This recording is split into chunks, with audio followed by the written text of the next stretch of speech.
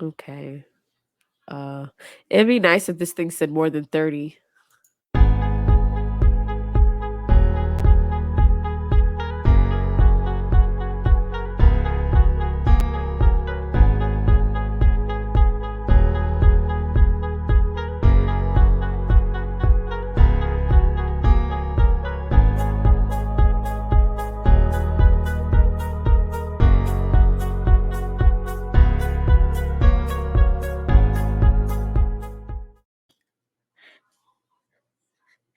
I might just like keep clicking that. Just kidding. I'm not gonna keep clicking it. You know what? I think I want to end up making one that's like 1 minute at some point. But Yeah. yeah, so we're gonna sit here and chill for a moment because what I'm gonna do is go ahead and put that we are live. And yeah, it's just gonna be, chill, chill, chill. And I'm going to most definitely like have this uh downloaded and then uploaded in other areas and whatnot. Cool. So I'm excited let's for that. see here. Yeah, I mean, I'm excited too. Like really, really, really heavily excited. Let me go right here and then let people know that we are live. We are liveth. And whatever happens, happens. Let's see here. Let's go. All right, we are now live.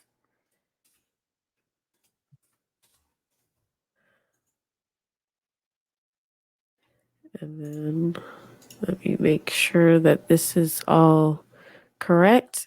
Hey, what's up, Logic? How are you? All right. I'm just making sure that we are in good. Shoot, I like it. Like, this was actually the most simple thing I've ever done.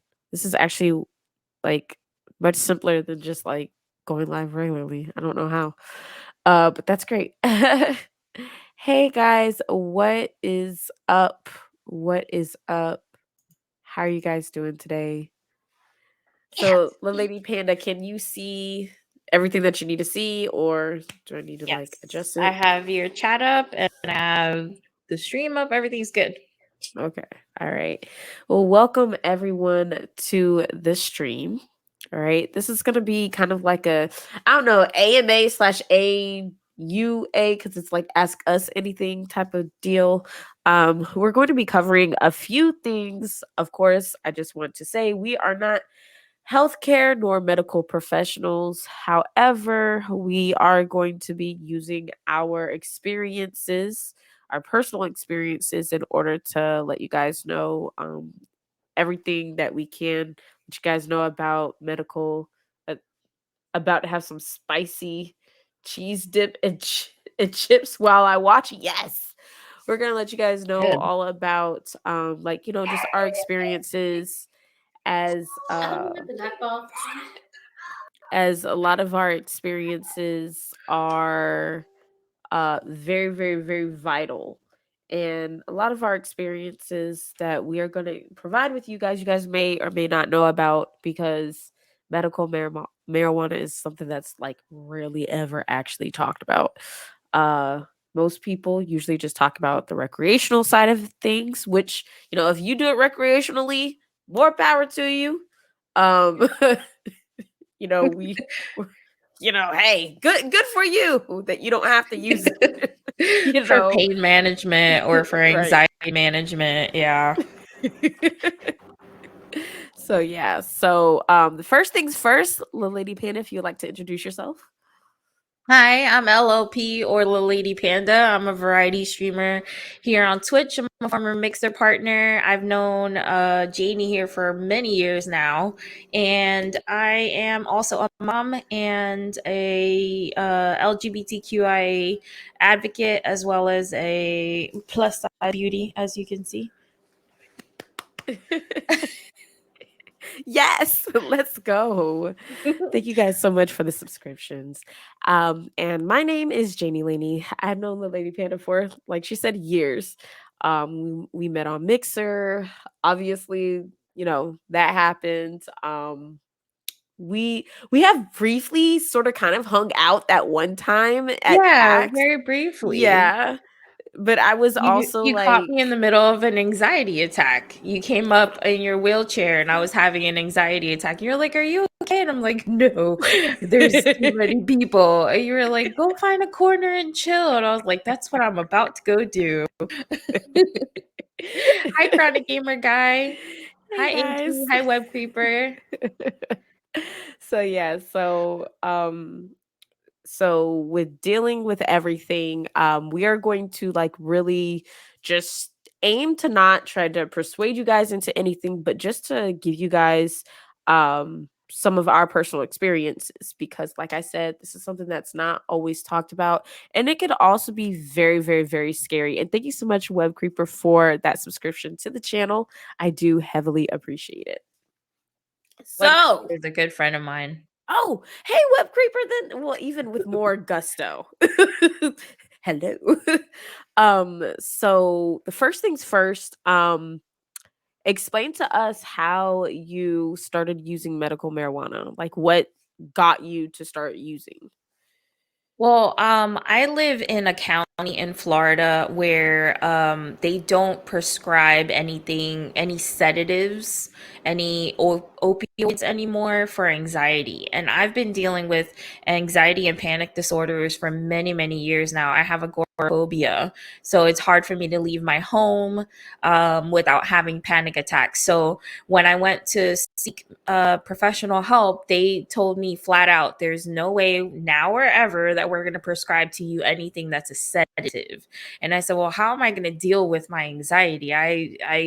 My anxiety is to the point in some cases where I am paralyzed and I can't leave my home, and I need to leave my home to take my kids to school and things like that. One of my doctors actually asked me, "Have you ever thought about medical marijuana?" And I said, "No, I never thought about it before, but I can look into it."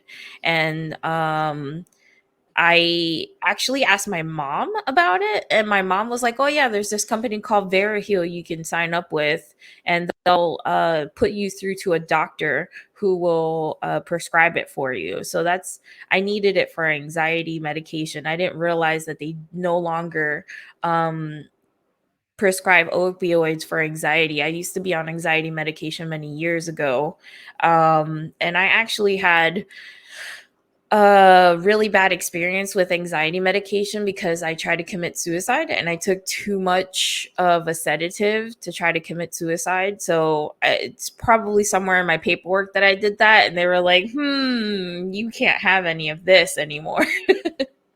So I had to find something to help me cope. Hmm. Oh wow. But you were once on regular prescription medicines, and now those medicines are either not accessible for it or they see you as more of a risk. So That's interesting. correct. That is correct. Interesting. Yep.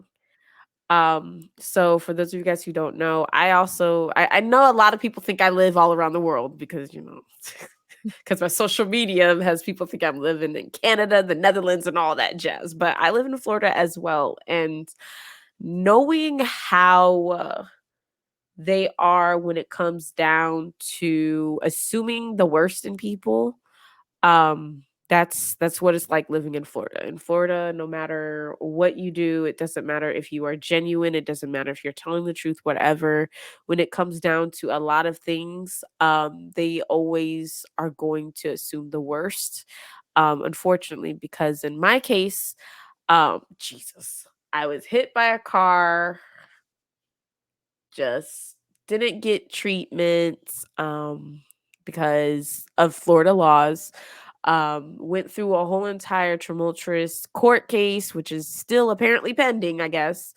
Um, dealing with all Can you of this tell us more stuff. about that car accident? Like, I don't know Oh, what happened to Jesus. you. Okay, What so happened to you? all right, so we're gonna use this hairbrush and this thing to wait, no, this is gonna be the car. Okay, so I was walking along, but just kidding. But so one day, this is actually in 2020.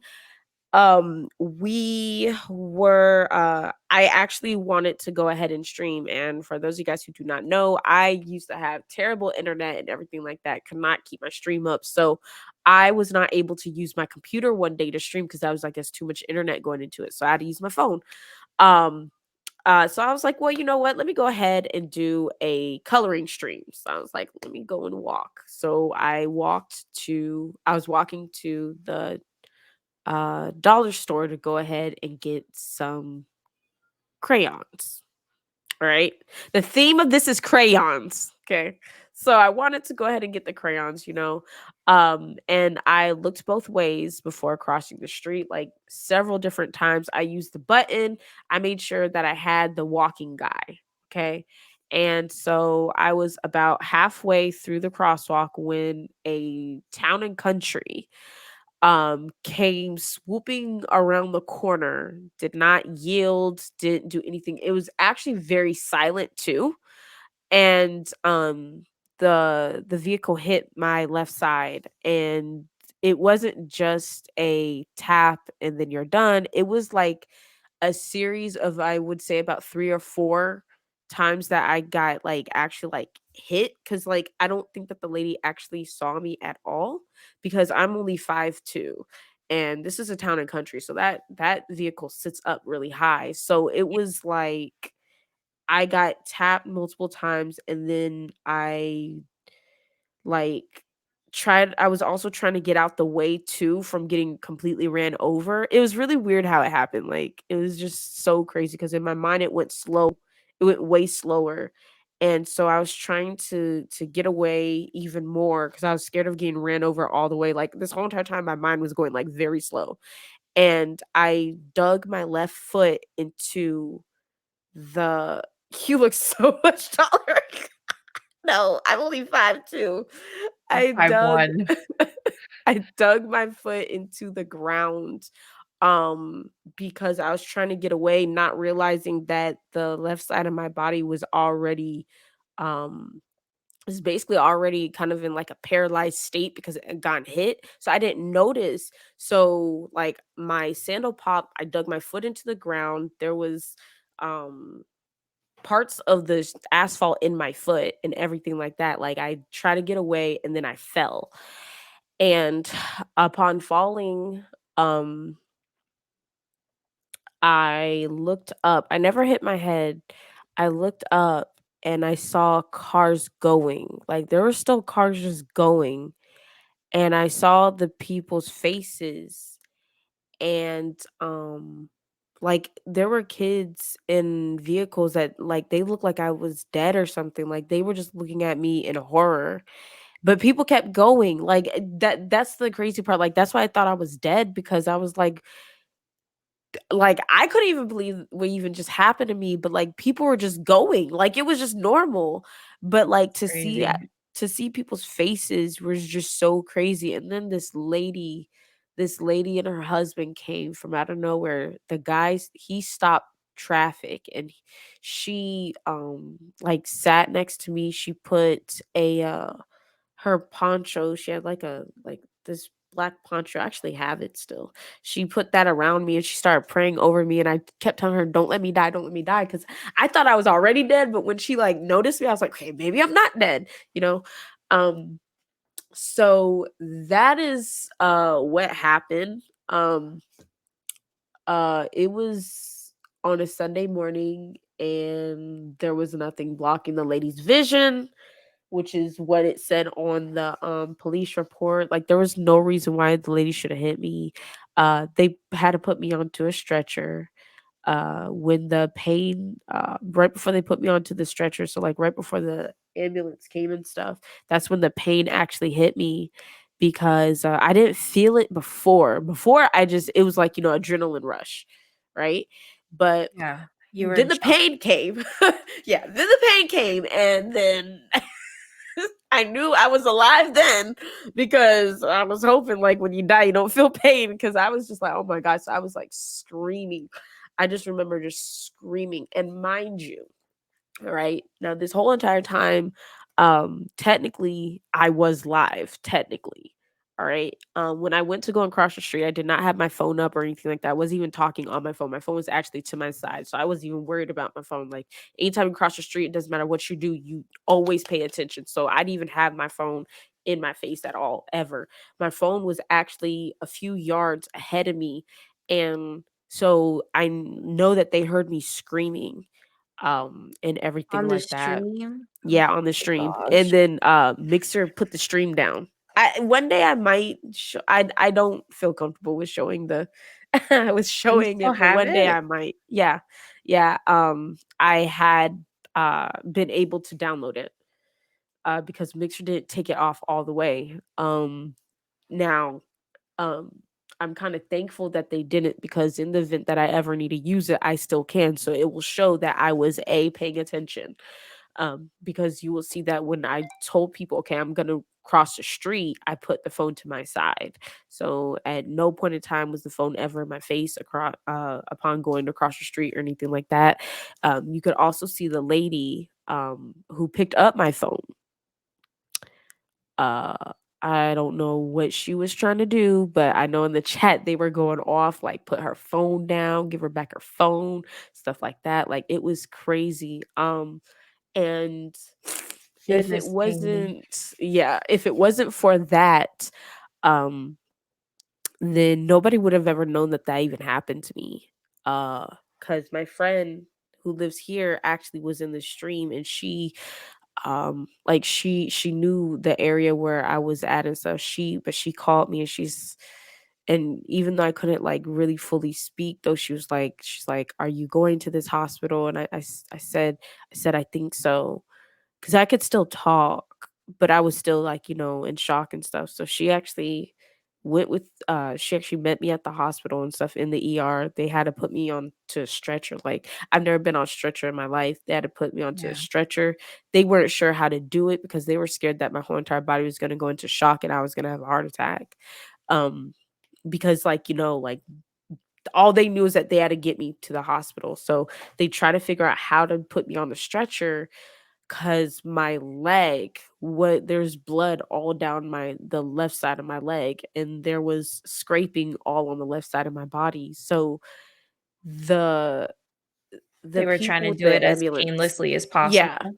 They're trying to do it as painlessly as possible, but then they were also trying to make sure that I was not gonna suffer any internal bleeding. Because that's the Got thing, it. is when you get hit by something, you could actually be internally bleeding as well. So that's something that people can't see, is your internal bleeding. Like, some people don't turn purple and stuff like that when there's internal bleeding. So Yeah. it was a lot. They were trying to make sure, did you bump your head? Are you okay? I was like, yeah, I'm fine. Because they were thinking about putting me in a neck brace, which they still did just in case. They took all Just the in case, necessary yeah. precautions. Yeah. And Precautions. so I remember getting put onto the stretcher, and it was the most painfully weird thing ever. And they kept asking me to call like to call my parents or something. And I kept saying, "I'm not gonna call my parents," and it was just really weird. I was also starting to get frustrated. That's where the frustration kinda began, was like, it was Yeah. just like they kept talking to me, and I'm just like, I'm still mad that I got hit. Like, so Yeah. we eventually got to the hospital, and, when we got to the hospital, it was so strange. It wasn't nothing like what I thought it was gonna be. It didn't feel like they were actually taking it seriously. Um, all they did was take some X-rays and wipe off my leg, give me probably some ibuprofen, because that's the Yeah. Yeah. hospital's best friend, is some ibuprofen. And, Yeah. the doctor tried to tell me to walk it off. Um and my friend was sitting right there when he said it too. He said, "Okay, you're good to go." I said, "What?" He's like, "Yeah, you're good to go." I was like, what do you mean? I need crutches. I need, at first he was not trying to give me any crutches. He's like, no, you could just walk it off. And I actually had to demand that this man give me crutches. I said, I'm not walking anywhere. Like, My what do you goodness. mean? Yeah, it was so So it's weird. been a struggle from you from the beginning, the Yeah, very beginning to get from the proper very medical beginning. treatment. Right. And so dealing with that type of nonchalant attitude for 2 years, right? Dealing with the lawyers really not taking me seriously at all and trying to screw me over at the end of everything. Dealing with all this stuff the whole entire time, I never had actual proper medicines. All they kept saying was take ibuprofen. So I did go to I went to Pack South like weeks later. I definitely did, which is when we saw each other. Yeah, I And remember that. and mind you, all I had was ibuprofen. Like I was taking so much Advil and ibuprofen, it was ridiculous. I was taking about 10 of those things in the morning and 10 at night. And that's for something that you're really not supposed to be doing. But I had no I can tear your access. stomach up. Yeah, exactly. I had no access to medicine whatsoever. You can end Um, up with ulcers, right? From right. the Yeah. taking that much medication. Yep. So you could end up with ulcers, internal bleeding, your stomach lining could get torn up. Me having IBS, that was already something bad. It messes up your whole Yeah. entire digestive tract. And mind you, these ibuprofen and Advil, Tylenol, those are basically NSAIDs. And Mhm. NSAIDs are really not supposed to be taken over long periods of time. They don't help fix the problem, to be honest. All they do is just kind of like it's like a band-aid, like Yeah, a they mute bad the pain. band-aid. Yeah, they mute Yeah, the pain slightly. right. And depending on how much pain you actually have, they may not even do anything. So if you have actual nerve pain, no Tylenol and Advil are not going to do anything. They're very surface level. Um, so that is what I was dealing with. And then, for 2 years, it was just an ongoing battle with everything else as well, with my mental health, too. So then about December of last year, so December of 2021, I finally and this is after agreeing to pay almost $300 a month in health insurance every month. I finally got a good medical team That's awesome. that it is awesome that they said, hey, we have some medicines, we have this, that, and the third. They're like, what have you tried? I said, look, I tried one medicine one time for 3 weeks that did not work, and that was the only access to medicine I ever had this whole entire time. I did the injections in my back and in my knee. I couldn't even do the injections in my back all the way because I was having back spasms while they were doing it, and they did not feel comfortable with me being able to do that. And the knee injection, that thing, it only really worked for about like a week, and that was it. They didn't do anything for me. I said, I need help. I'm in pain every single day. I don't know what to do. Please help me. And in the state of Florida, like you said, the opioids, they're so scared of there being an opioid outbreak that they are more inclined to give you um some good pain relief when you get your teeth pulled versus when you have chronic pain. Yeah. That is how bad it was. I had gotten my wisdom tooth I had gotten like 2 wisdom teeth removed in between this time and stuff like that, and that was the only time I was ever given hydrocodone. Like, and I mean, I'm not saying that hydrocodone is the best, but it was the most amount of relief that I've ever had within this whole entire time. So when I told them what I was going through, I said, "Look, I just need help." They were like, "All right, these are the type of medicines that we normally recommend," which my doctor is very, very, very nice. And he tries to recommend um, medicines that you don't have to take all the time, Yeah. because he doesn't want, just always think about what's Dependency. going on inside. Yeah. And then he was like, also, we have medical marijuana. And I was just like, I was. not happy at all. Yeah. There's a Yeah, huge no. stigma surrounding medical marijuana. Yes. Yes. So I was not happy, but that's why we're also here, because we're going to talk about why my response is different than the Lady Panda's response. Oh no, I had a really similar knee-jerk reaction in the Oh. beginning. I come from a family of stoners.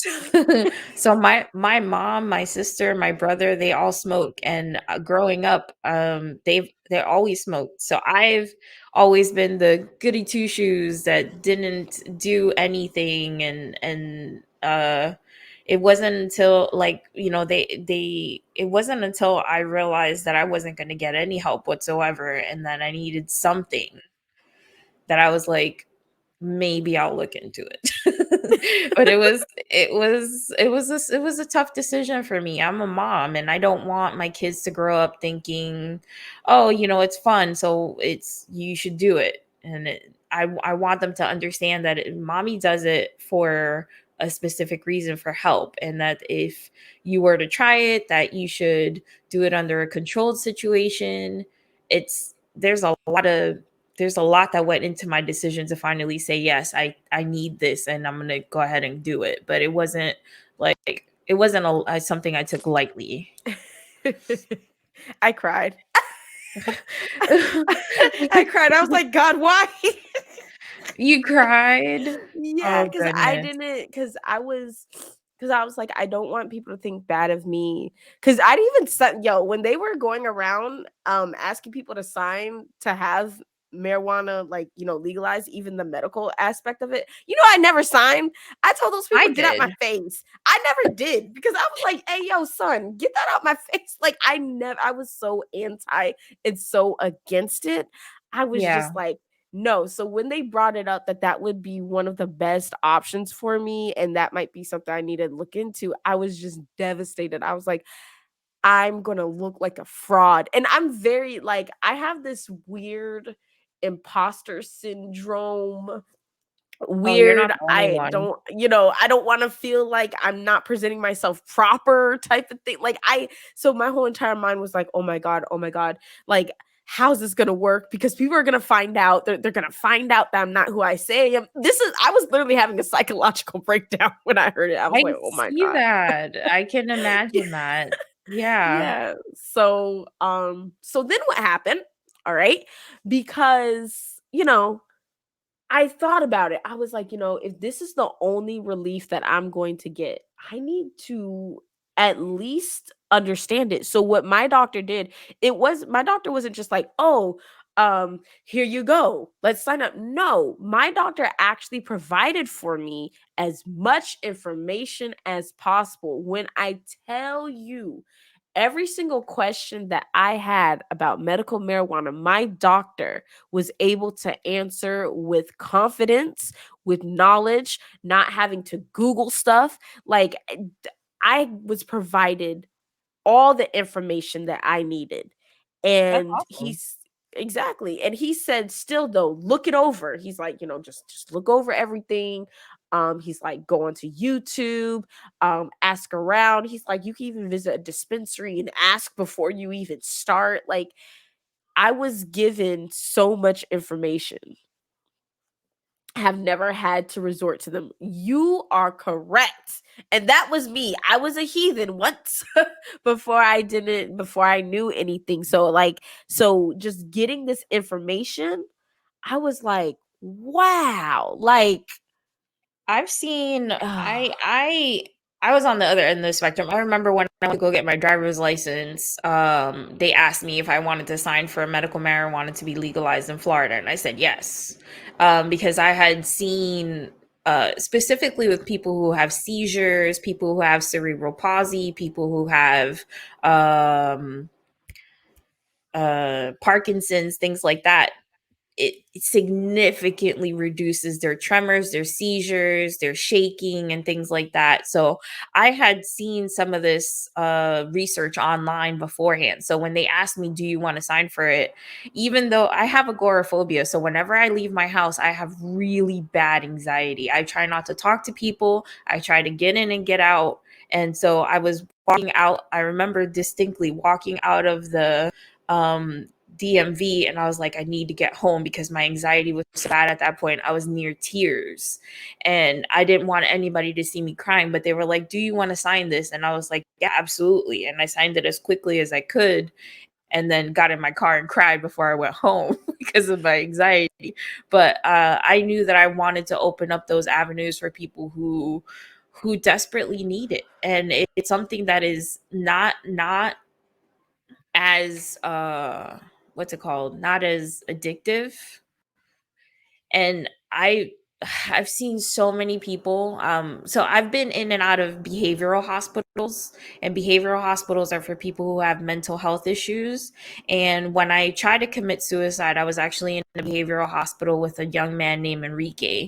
And Enrique's story is so sad. He was in his car just waiting at a red light, and he got hit from behind, and his knee and back pain was so bad that he was prescribed a bunch of oxycodone, and he became addicted to oxycodone.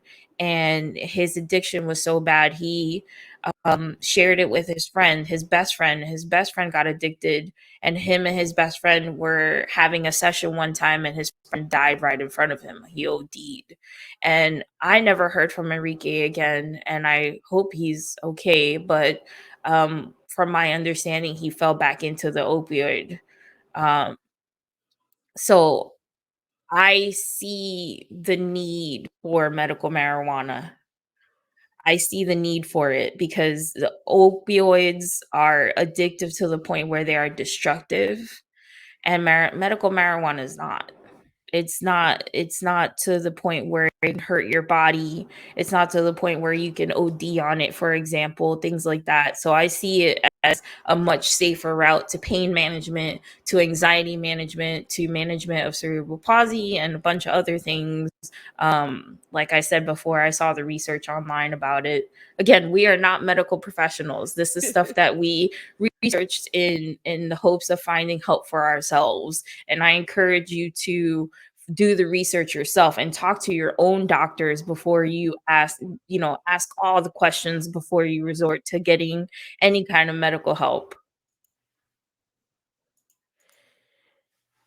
Yeah, so that's the thing is I was never shown the medical side until recently, until I before I started. So before I started, I mind you, like the my ex-boyfriend smokes every single day for recreational purposes. I mean, Yeah. yeah, there's a lot of people who smoke recreationally that'll be like, "Oh yeah, it helps with my anxiety. Oh yeah, it helps with this." That's fine that you hear that, but you've only heard about that side just very recently. And some people actually use that as an excuse as to why they do X, Y, and Z. And also, a lot of times, the people who say that it helps with X, Y, and Z, they, I'm sorry, I'm looking at my dog. they, if you never met them before they started using, it is very difficult because you don't know what they used to be like. You don't know how it's happened. And if you never meet them when they're not using and they're only just using and that's it, all you have to go by is pretty much what they say. And if you don't, if you don't know any better, you may believe them and they're lying to you, or you may not even believe them because you're not, really sure yourself. So for me personally, what really had me to decide to say, yes, this is for me, was when I really looked at how destructive NSAIDs are. Knowing I only had access to Advil and I only had access to these things, I was like, how what am I supposed to do? I'm not going to try to get back injections every few weeks. I'm not going to try to get knee injections every few weeks. Mind you, every single time I go to those two, I also have to pay a whole bunch of money for copays. It's And expensive. exactly. And then if you exhaust your medical insurance, then you have to then go and pay out of pocket. So there's like Yep. a lot of things that I was really looking at. And then the biggest part was that I was thinking about how these medicines make me feel after. A lot of these medicines are based on shellfish. They're also based on many of them are based on like lactose and things like that. And those things can be very damaging to a person of color. Like, not even gonna lie to you, it has been known that people who are of color, so that means your black people, your Hispanic people, your natives, a lot of us are susceptible to becoming lactose intolerant, but then Yes. also a lot of us have a hidden shellfish allergy. And there are Yes. many medicines that will actually say if you are a person of color, well, now they use person of color, but a lot of times they'll say if you are black or Hispanic or Native American, you need to watch out. There actually was an old inhaler. It was blue. I forgot what, or it was purple. I forgot the name of it, but their commercial developed one time and said if you are of African American descent, pl- uh these side effects may be more powerful for you. And I Yeah. remember that, and I was thinking to myself, the medicines that they're going to prescribe to me are A, not going to work, and B, they could actually be killing me at the same time. It could be Like, so detrimental to you. Yeah. exactly. So I was scared. And then I was also really scared too because a lot of the medicines that were offered to me were still experimental. Mm.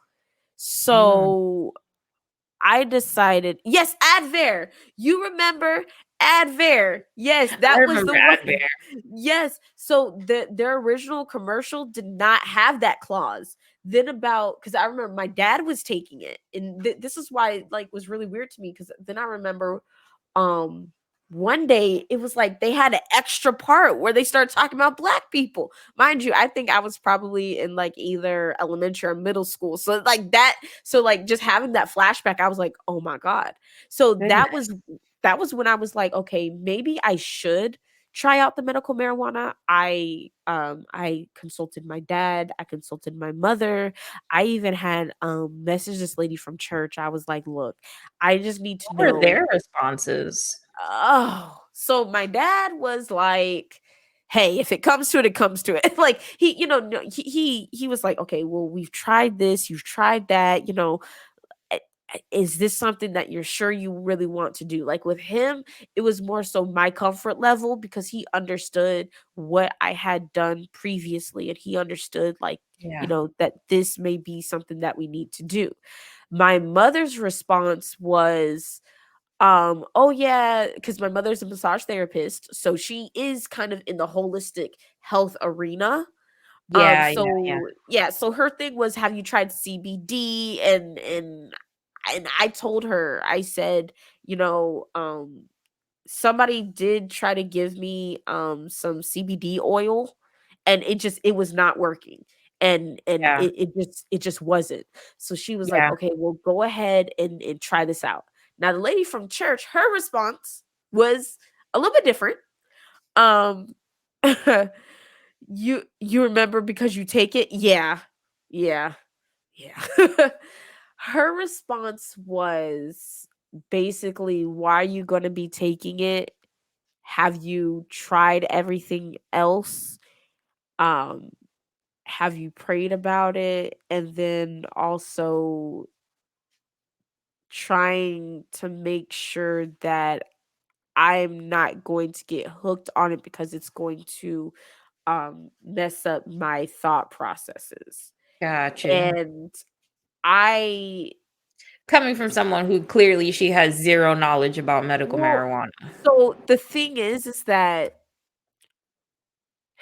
the thing is that because she's only really met mainly people who use it recreationally, Yeah.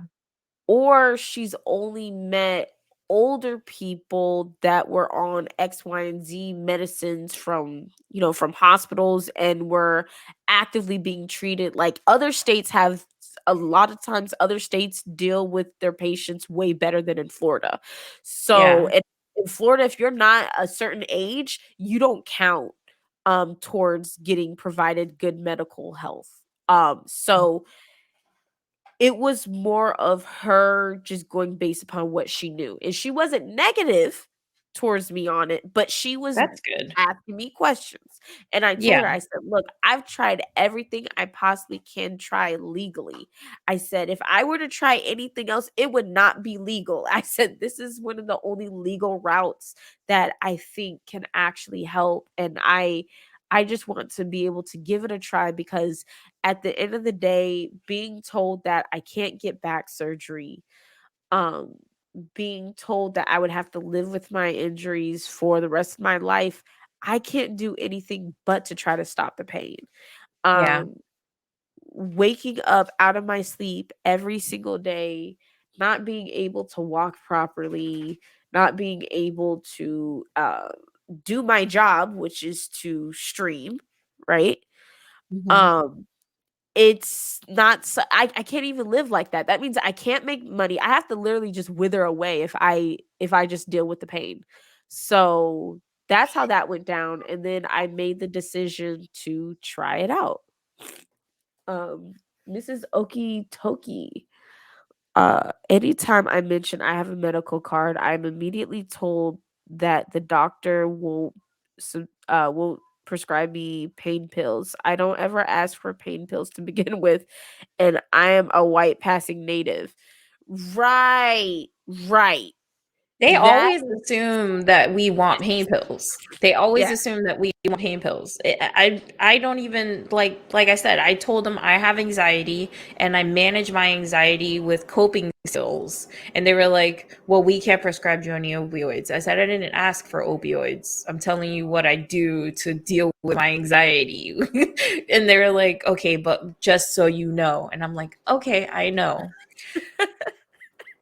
I have to interrupt the program for a moment and ask you Oh, if you're you good. know that you spelled marijuana behind underneath us. Oh, I spelled it wrong.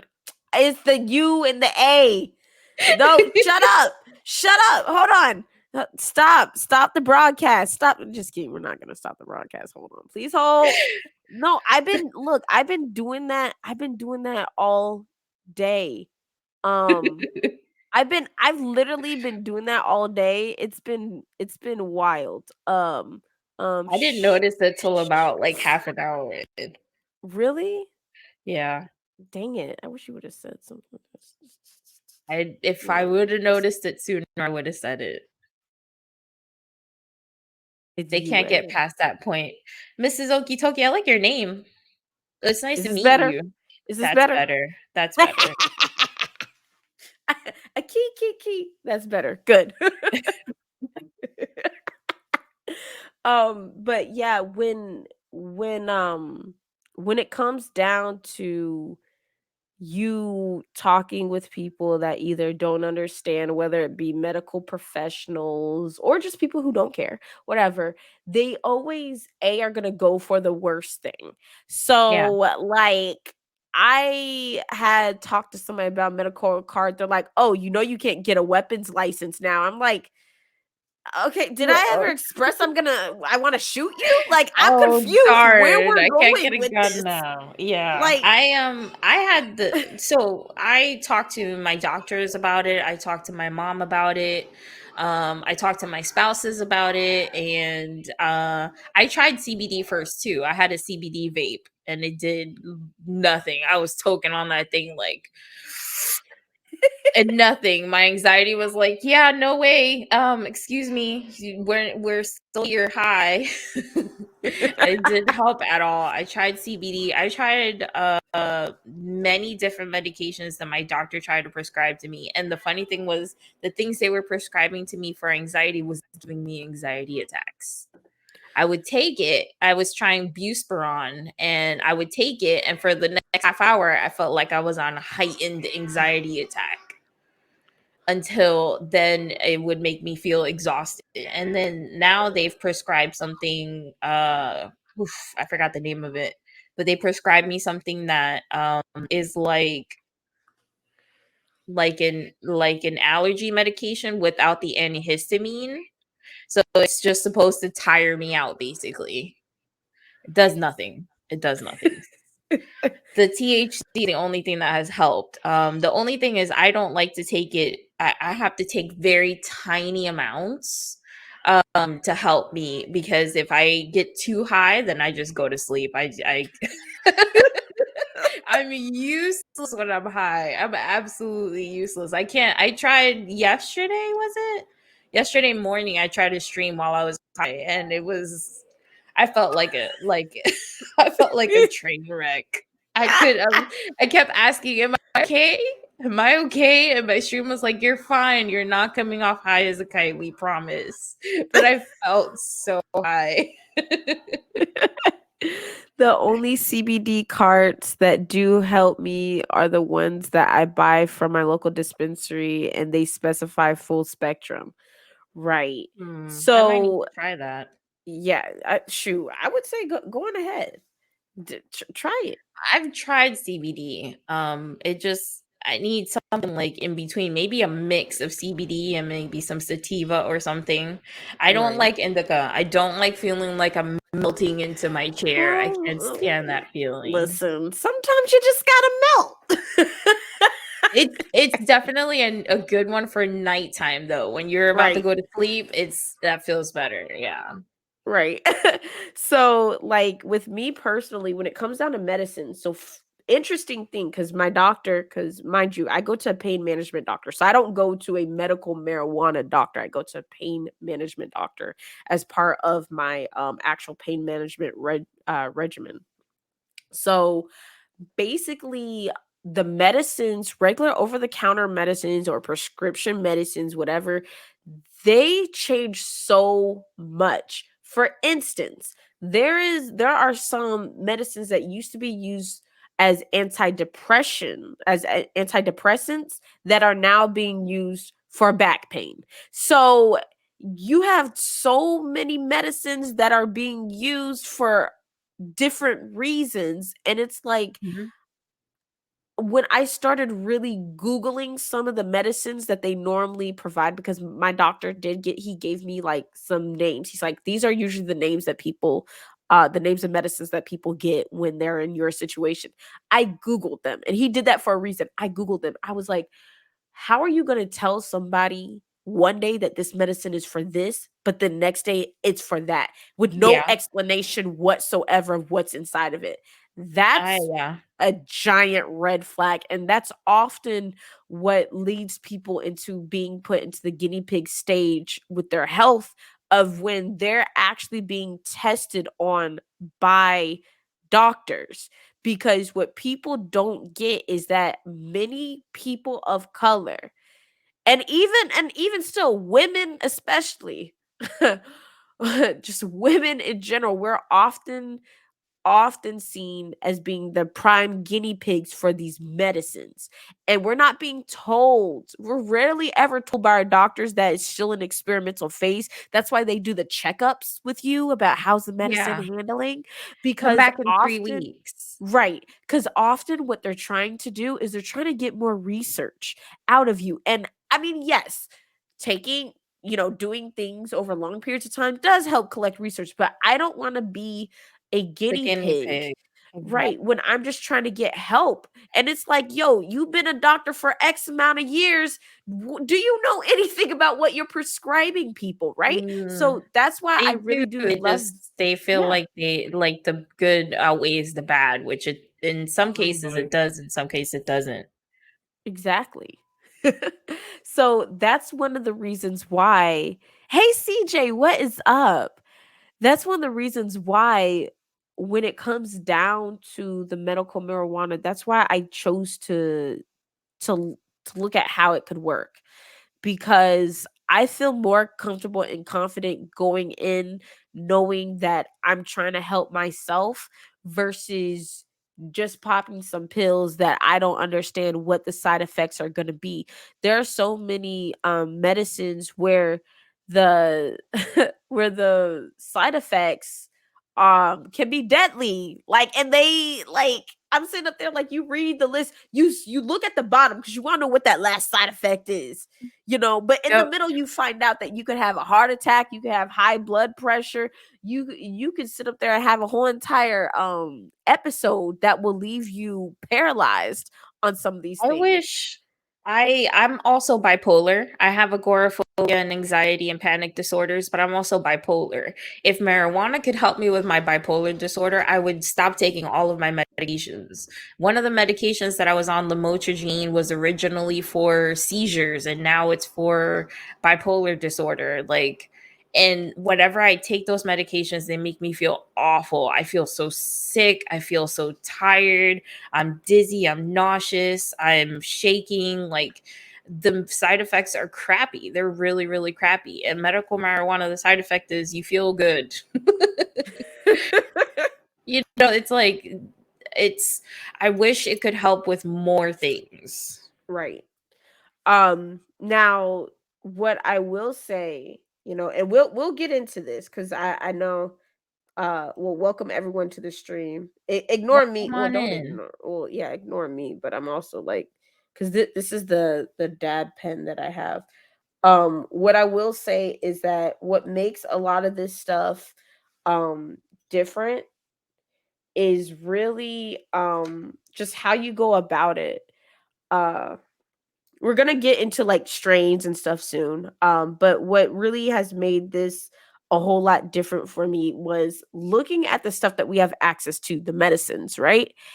And realizing that if people are constantly on these medicines for long periods of time, and a lot of times the medicines will say after a certain amount of weeks you have to up the dosage, looking at how those medicines are and then looking at the medical marijuana, I just felt more confident because in the field of medical marijuana, it is really all about how your body is formulated. Meaning, if, say, for instance, there's a strain that is not working for you, you could easily go ahead and try something else.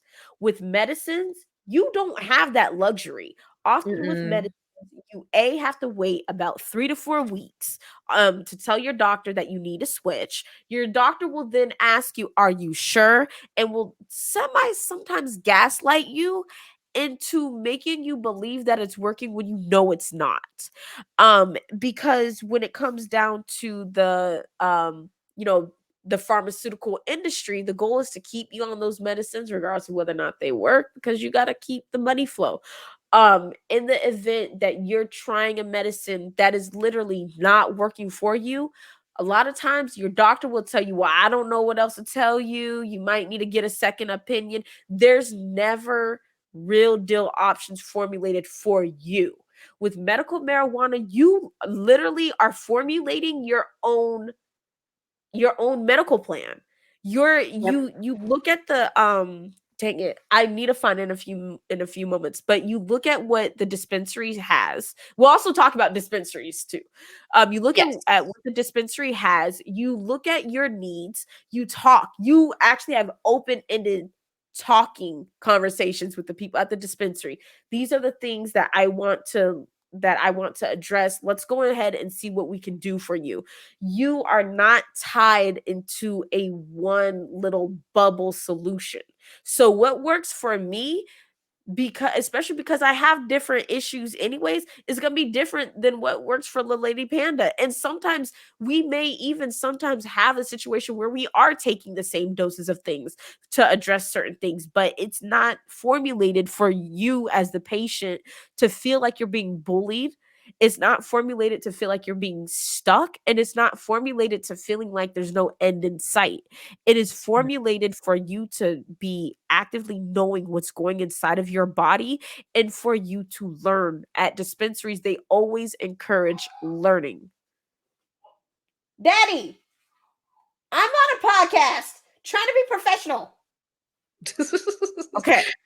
One of the other Godly. things that it's not just that the doctors don't want you to get off of the medication. Sometimes it's dangerous to get off some medications. It's Right. dangerous to stop them full stop, or you have to tether, like, what's that called? Like, take take yourself off of it a little bit at a time, because especially with mental health stuff, it's very dangerous to stop your medication. It can cause you to go into suicidal ideations. It can cause you to go into severe depression. Yep. It can cause even seizures if you stop your medication full stop. That's not the case with medical marijuana. Right.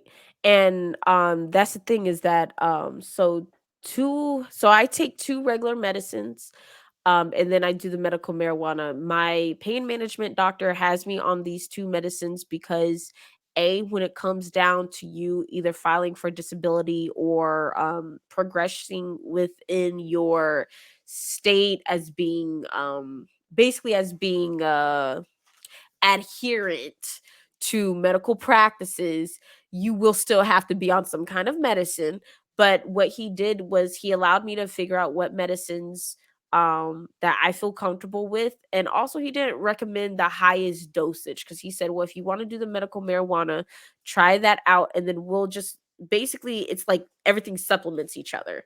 So I do feel way better, but what sucks is the mental side of things because when you are either just experiencing mental health or when you're experiencing physical and then mental health, your mental health plays such a big part of your healing that yeah, if you were to get off the medicines, a lot of times, just wild stuff can happen to you and sometimes wild stuff just happens to you just mentally. You may never harm yourself, but mental harm is 10,000 times more severe because other people can't see it, but you're going through it. So a lot of times people don't realize when you're stuck in your mind. If that's happened to me, like if you guys follow me on Twitter, you guys know when I'm having my episodes, okay? Because I just be down in the dumps. But like when it comes That down to happens. it, the medical marijuana can help to um address the mental health portion. What I will say, all right, as a clause, what I will definitely say is that no, medical marijuana may not be the only solution for just everybody. And I'm going to say that wholeheartedly. I'm not saying that regular Absolutely. medicines are bad for you, but I'm just letting you guys know now. If you do choose to use medical marijuana, yes, you may still have to do a regular medicine. And that just may be because the things in the marijuana are natural. Sometimes you do need some manufactured things to be put into your system. I'm not going to lie to you. Yes, sometimes you do. But the It's not a goal, cure-all. right, is not a cure all. But the goal is that if you can actually decide to uh take more control over how you manage your health. And if there are ways that you could at least use medical marijuana so that you don't have to get hooked onto painkillers that don't work, then fine. But medical marijuana, let's see here. They actually have inhalers for people who do have seizures. Like it's crazy the amount of stuff that they actually have. All right. They have Yeah, so it's many really different useful. things. So Mhm. now we're gonna kind of go into like our strain slash uh dispensary slash maybe even some story times of Yes. the weird thing. If you guys do follow my alt Twitter account, you guys were given a story of the first edible uh situation. By the way, I'm not really into edibles, just saying. That's not my thing, but oh god, wait, did my headsets go out? Hold on. I can't hear. Wait. Hello? Oh my god. Wait, did I mute the stream? Did I? No, I didn't. Okay, so maybe it's me. Oh my god. Can everybody hear Lil Lady Panda? Please tell me that everybody can hear her. And that it's just sing your ABCs real quick. I don't know. It may just be me. Okay, hello?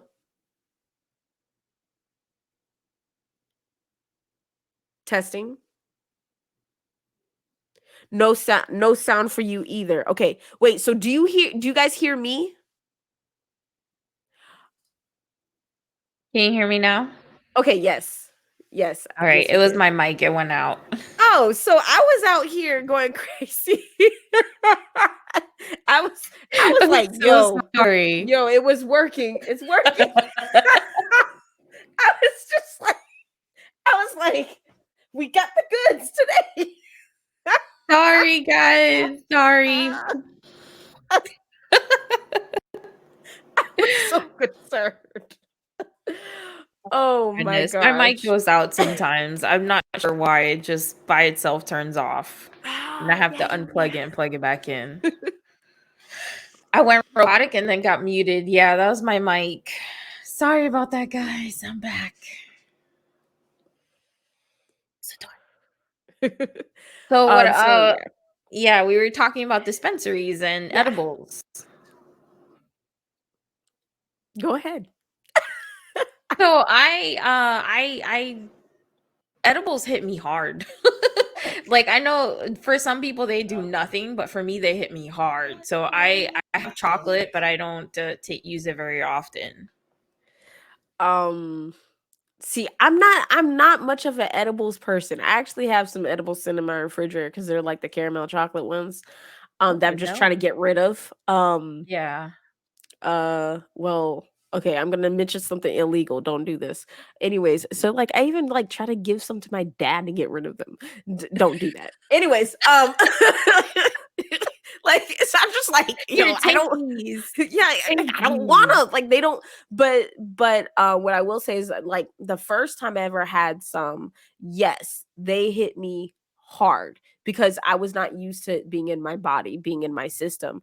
Yeah. What I will say is I even though we are promoting or not promoting, but even though we are talking about medical marijuana, what I will say is if you guys do anything recreationally, whatever, even if it is medically, please be safe, understand your body. Don't don't do it just to feel some type of experience that you heard somebody else feel, unless it's an experience that's going to help you cope with whatever you're dealing with. But don't try to go for gold, okay? Let you guys know that right now, Do your because research. yeah. And although no, you're probably not going to die off of it, okay? You could still get sick. You could like marijuana could still induce vomiting, okay? Like any too much of anything is bad for you. Just like how you could like drink too much water in your life, you know? So be careful, okay? It doesn't hit everyone the same. So even Could that be could a be a bad bad trip. yeah, Yep. yeah. And then also pace yourself. Don't be like me and say, God, 5 minutes later, this isn't working. Takes more. No, Oh no, no. is that what happened to you? Yeah, yeah. Oh And I was no. listen, I started writing in the I was sitting on the bathroom floor. I started writing like using my finger, thinking I was writing in the tile. I was like, oh my God, I can write in the floor now.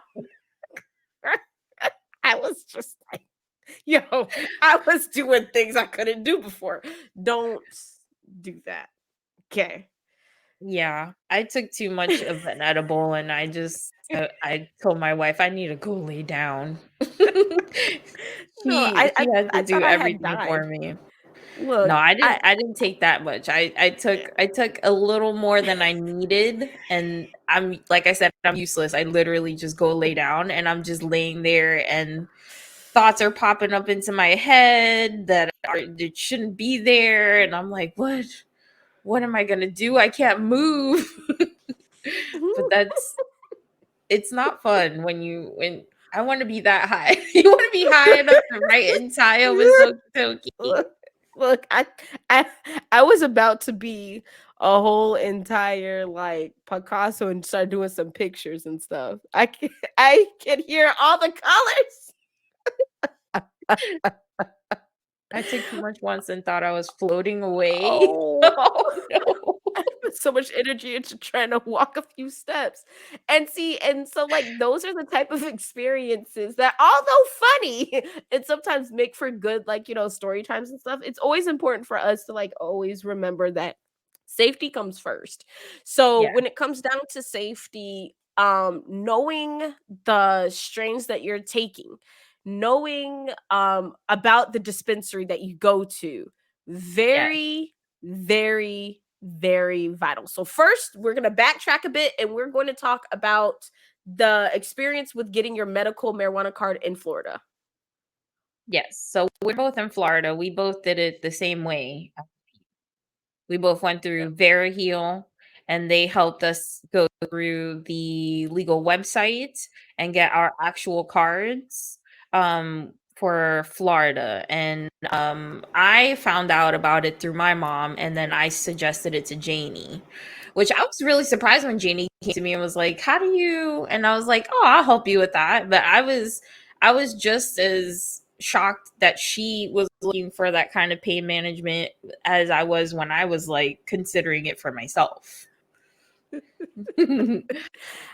I I won't drive high either. I will not drive high. I cannot do it. like so like me personally, I remember I had asked Lily Panda about it, and this was before my doctor had officially offered it to me. I had asked about it because I knew that it was something that may be presented to me and maybe on the chopping block.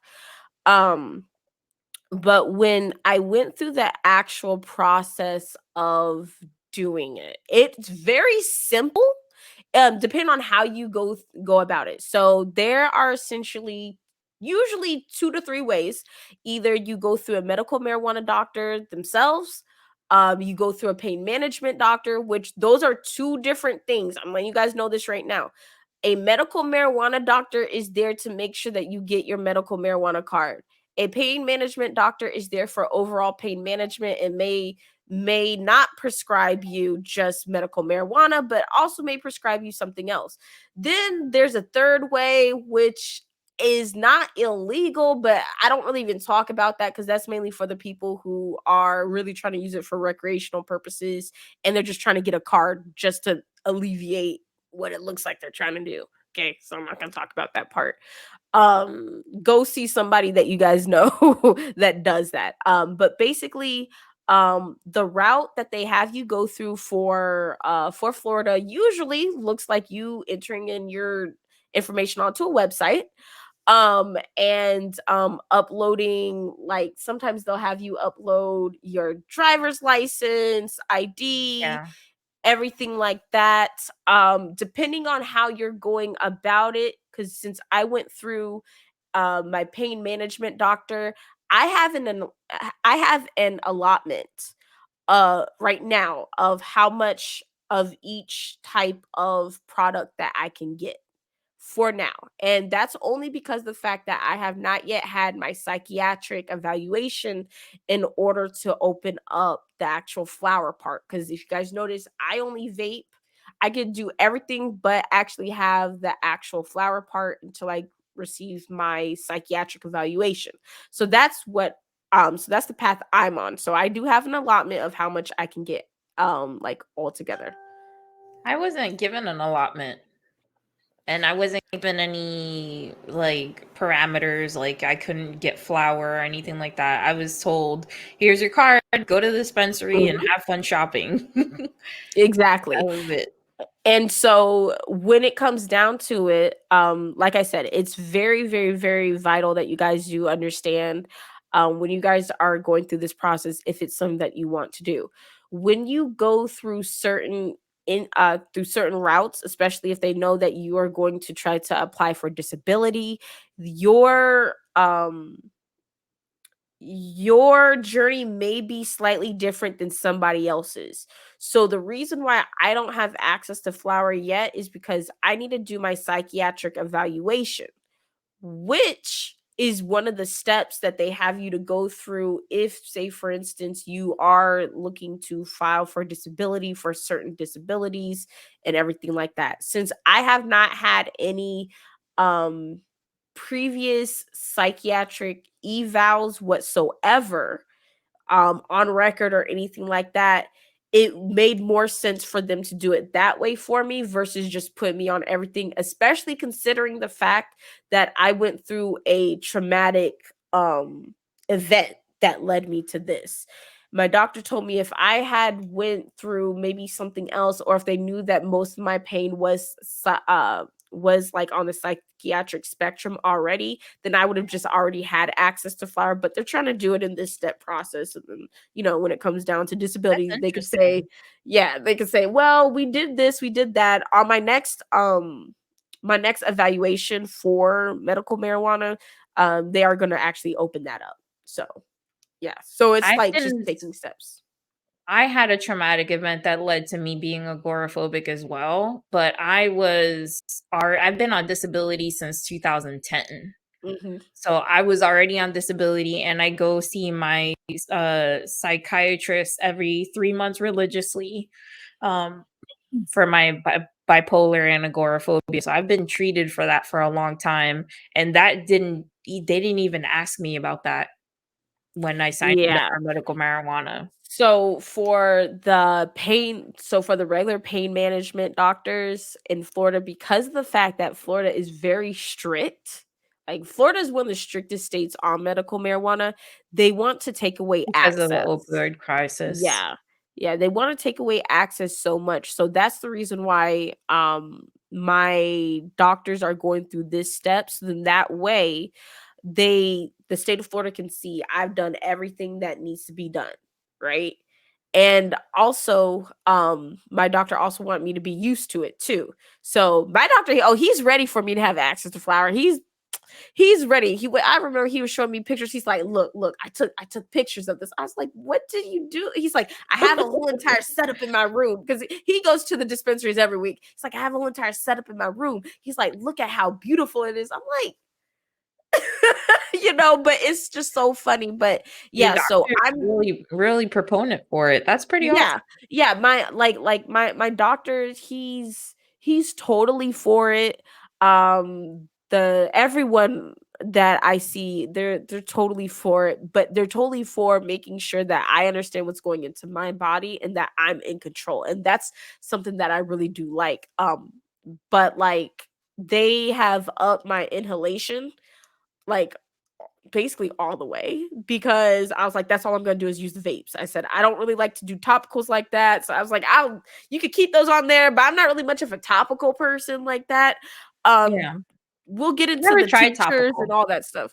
It's not bad, but because I have nerve damage, I I end up I end up vaping way more anyways. So like I Yeah. have some lotions that sometimes help if say for instance that day like I'm just a tad bit sore, but if it's something that is nerve, I need the good stuff. I Gotcha. have a gross smoke room. What is wrong with you? I need to come That is visit. awesome. Can we get pictures of that? I wanna see your grow smoke room. Yes, pictures. Oh, and just station identification. I am putting La Lady Panda's uh Twitch channel into the chat. Thank you for that, I appreciate it. Um so station identification, you guys can catch La Lady Panda here on Twitch. She does love her indie games, especially she started playing a new game that is like a Stardew Valley Terraria Minecraft-esque uh type of ordeal. It's also craft room. Man, He has Mrs. a nice little Okeechobee out hobby there. room. That is awesome. Like out there doing a whole bunch of fun stuff. Watch my latest grow. Look at that. That's Um awesome. so yeah, Are we so allowed to we're grow here in Florida? I guess we are, right? no. Well, no, not yet. No? I didn't Uh-uh. know that. Not legally. So if that's what not legally. No, that is one of our issues here in Florida is access. That's one of the biggest issues here in Florida is access. So, unlike most states, Florida is not a repository state, meaning if you come here and you have an outside of state medical card, you cannot go to a dispensary and get medical marijuana. And it's kind of messed up because if say for instance you're visiting whatever and you are and you do use medical marijuana what are you supposed to do? Because in Florida, recreational use has not been legalized. So, what are you supposed to do as an out of state person? So that's A one of good the issues question. with access that we do currently have, is that the stigmas are so bad here that a lot of access has been not even, allotted to people. People who travel, and Florida is a big state for travel. Like, For people go to tourism, yeah. Disney and all that stuff. You have Miami and Miami. everything.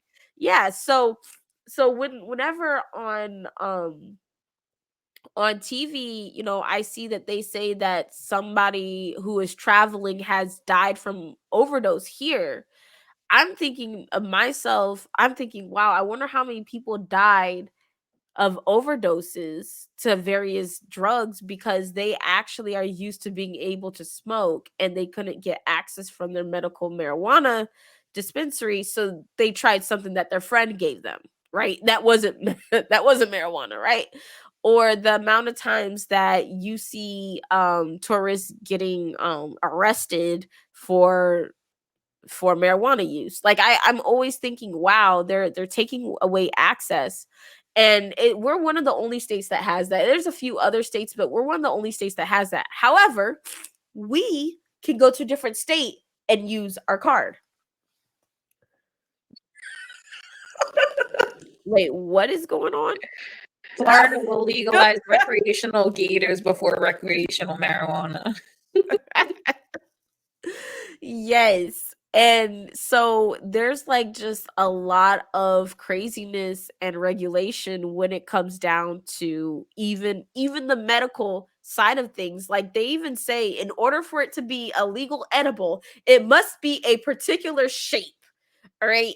It can't, like, oh my God, I was reading the thing. It had to be a justifiable shape. Like, they have to be able to find out what shape it is. That's why if you ever get edibles from the dispensary, they look like symmetrical, because they actually have to be symmetrical. Oh yeah, you went robot a bit. They actually have to be symmetrical. Your edible is also not supposed to be too much of a rhombus. I was like, wait, I was like reading these things. I was like, what does this even mean? They have so many regulations, because we are also a new state to edibles too. So they have so many regulations as to what exactly an edible is. Um there's there are dispensaries that have websites where you can check everything out. There are dispensaries where you just go inside and check everything out.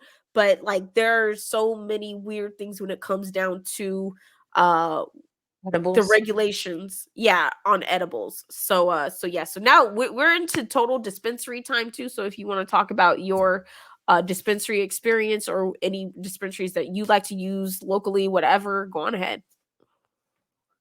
I wonder how long it'll take for states like Oklahoma and Florida, red states, to pass recreational marijuana. I hope that it's sooner rather than later.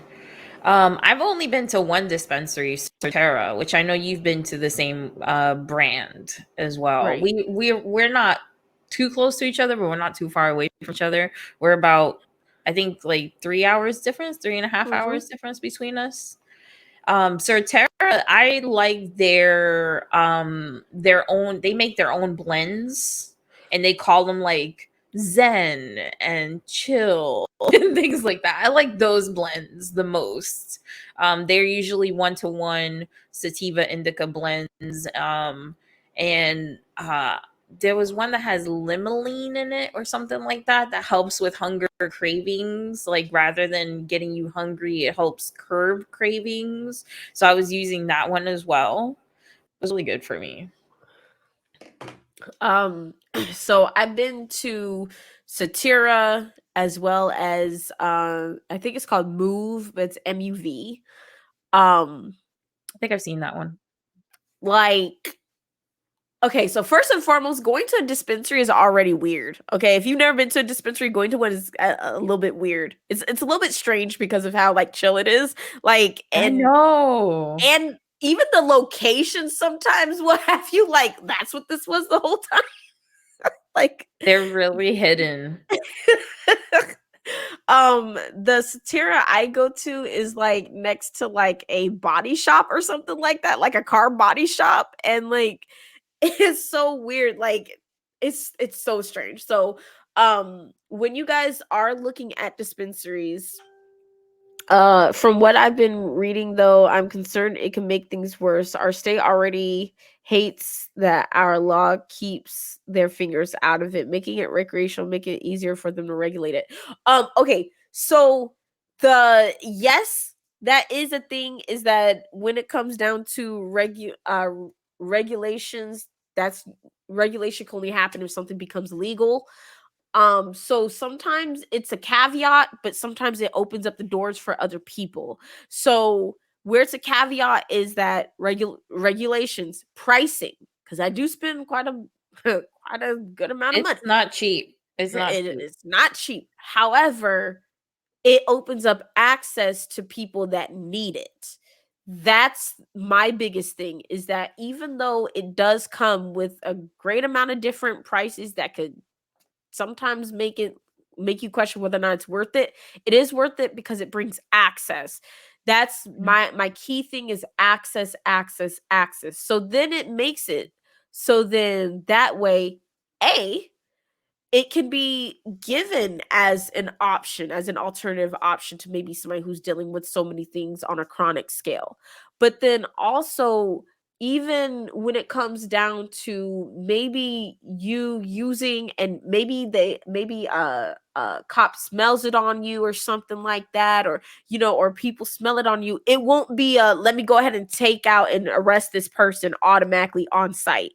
So I Yeah. do think that although I hate regulations on it, and I hate the fact that whenever the government gets their hands on something, they try to make sure it makes them money. I do like the fact that at least it could bring access. That's the thing. All you got to say is you can't sleep, you qualify for a card. That is that. In some All places I said was it I is have that. anxiety. Yeah, in some places it's that easy. But where I live at in Jacksonville,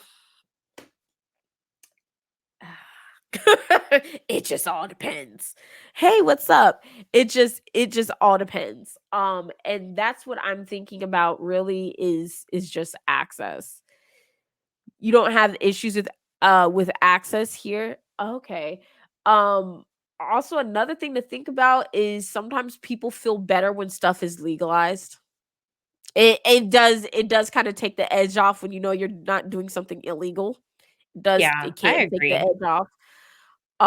So quite often what we're faced and what we're dealt with is sometimes even just the moral. Like our inner head will tell us this is morally right, this is morally wrong. What's the best way to figure that out? Is it legal or is it illegal? But now sometimes you have to think, if it's illegal, why is it illegal if it actually is going to actually help me? So yeah, so that's the type of conversations that also sometimes we have at the dispensary too.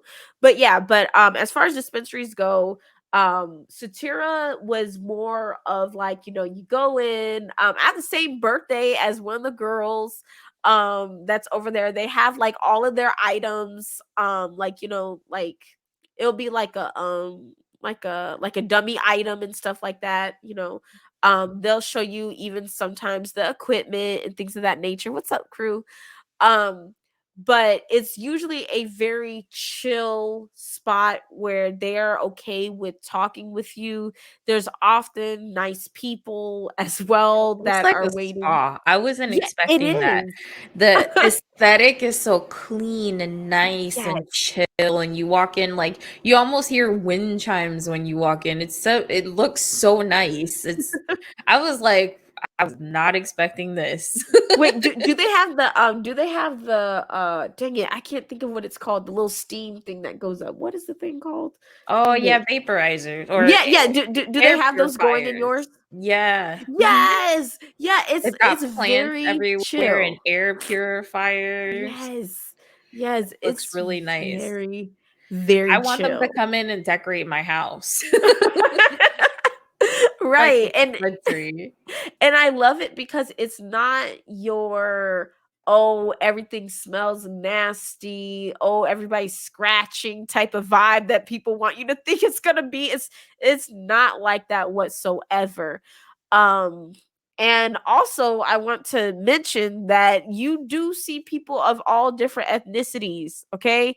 So Yes, you're you not do. just going in there and only seeing black people. You're not only seeing Hispanic people. I mean, of course, if you live in an area with mainly like minorities, that might be who you see, but that's not the only people that actually patronize dispensaries. There are people who are white who go to dispensaries all the time and drop bread in the dispensaries. So Yeah, there don't. was this guy who was Yes. like this white guy. He was sitting down on a chair, and I was trying to explain to him that I need it for anxiety, but I don't like the indica. I need Uh-huh. the energy. And he was like, "My wife, she likes to smoke this one, and before she starts cleaning the house, and then she spick and span cleans everything." And that's the thing, is that like quite often we are being given this false narrative that with marijuana it's always going to be the junkies, that with marijuana it's going to make you a bad person, it's Yeah. going to just make you trash, and you're not going to be able to do anything. Now mind you, yeah, if it makes you go to sleep, clearly you got to go to sleep, whatever. But um it's nothing to the effect of you actually being a bad person. You meet people from all different walks of life at this dispensary. And I mean, I'm not going to say it's a meetup, but sometimes if you go and you start seeing some of the same people picking up when you're picking up, you do kind of, sometimes, you can build friendships None of like them. that. Yeah. Um, Quite often the people at the dispensary remember you too, even if they go through a whole lot of people, they'll be like, I do remember that's what you got last time, how's that working for you, stuff like that. You're always greeted with a smile, and you actually feel way better going into there than you do going to the doctor's office, because going to the doctor's office, you a lot of times you have anxiety, like what's going to happen now. It's often a Mhm. stale room. People are all looking like crazy at each other and stuff. But when you go to the medical marijuana facilities, to the dispensaries, you're kind of met with people that, even if they do have things going on with them, they're not. It doesn't feel depressing. Like It doesn't at all. I it wasn't feels like expecting hope. that. Yeah, I wasn't expecting that at all. So currently, crew, we are talking about medical marijuana. Both me and La Lady Panda use use medical marijuana for various purposes. But we're talking about the medical aspects of it. We're trying to break down the stigmas, and we're also trying to make this like a nice safe place for people to come together, share their stories, and not feel like a leper. We're not trying to feel Yeah. like a leper. Yeah. Well, Crew lives in the Netherlands. So I Right. don't know what medical marijuana is like in the Netherlands, but here in the United States, in certain states, it's legalized for medical use. So myself and Janie Laney are two people who use medical marijuana for medical reasons. So we're just talking about that today. um it's joining people together. You are seeing people of different walks of life walking into dispensaries, so it shows how similar everyone can be. Yeah, my favorite spot will have me flash my card just so the camera can see it, not because they need it for my info. And and that's the thing, is like just going in there, like literally going inside the dispensary and seeing well dressed suit and tie white men going in there.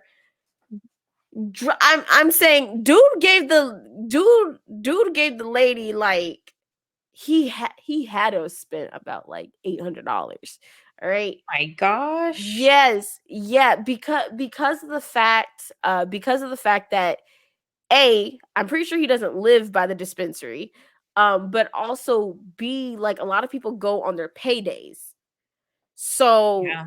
Fridays, they go and they go and stock up because they can't tell you no, you can't spend that much unless something's telling them that you can't spend that much, or if they just run out. I think I just got an email not too long ago that allotment has changed. Like they're putting limitations on it now. Yes. Yeah, so now it's supposed to be for flour, it's supposed to be how much that the state says that you can have within a 32-day period. Yeah. Yeah. What's up, Beard? Good afternoon. It's so much safer than most meds it can replace. Exactly. So when you go to the dispensary, most dispensaries only take cash.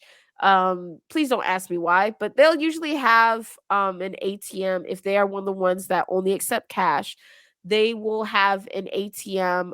Quite often when you guys do go look for dispensaries, they will say on their websites whether or not they are cash only, whether or not they have an ATM. They will also list if they have security, which is very important for you to know, because just in case, maybe it's not a bad area, but maybe you yourself just want to feel comfortable and you want to know about these things. Quite often on their websites, you can go ahead and find out. You can also they usually also have some kind of number that you can get to contact them, but just so that you can feel safe.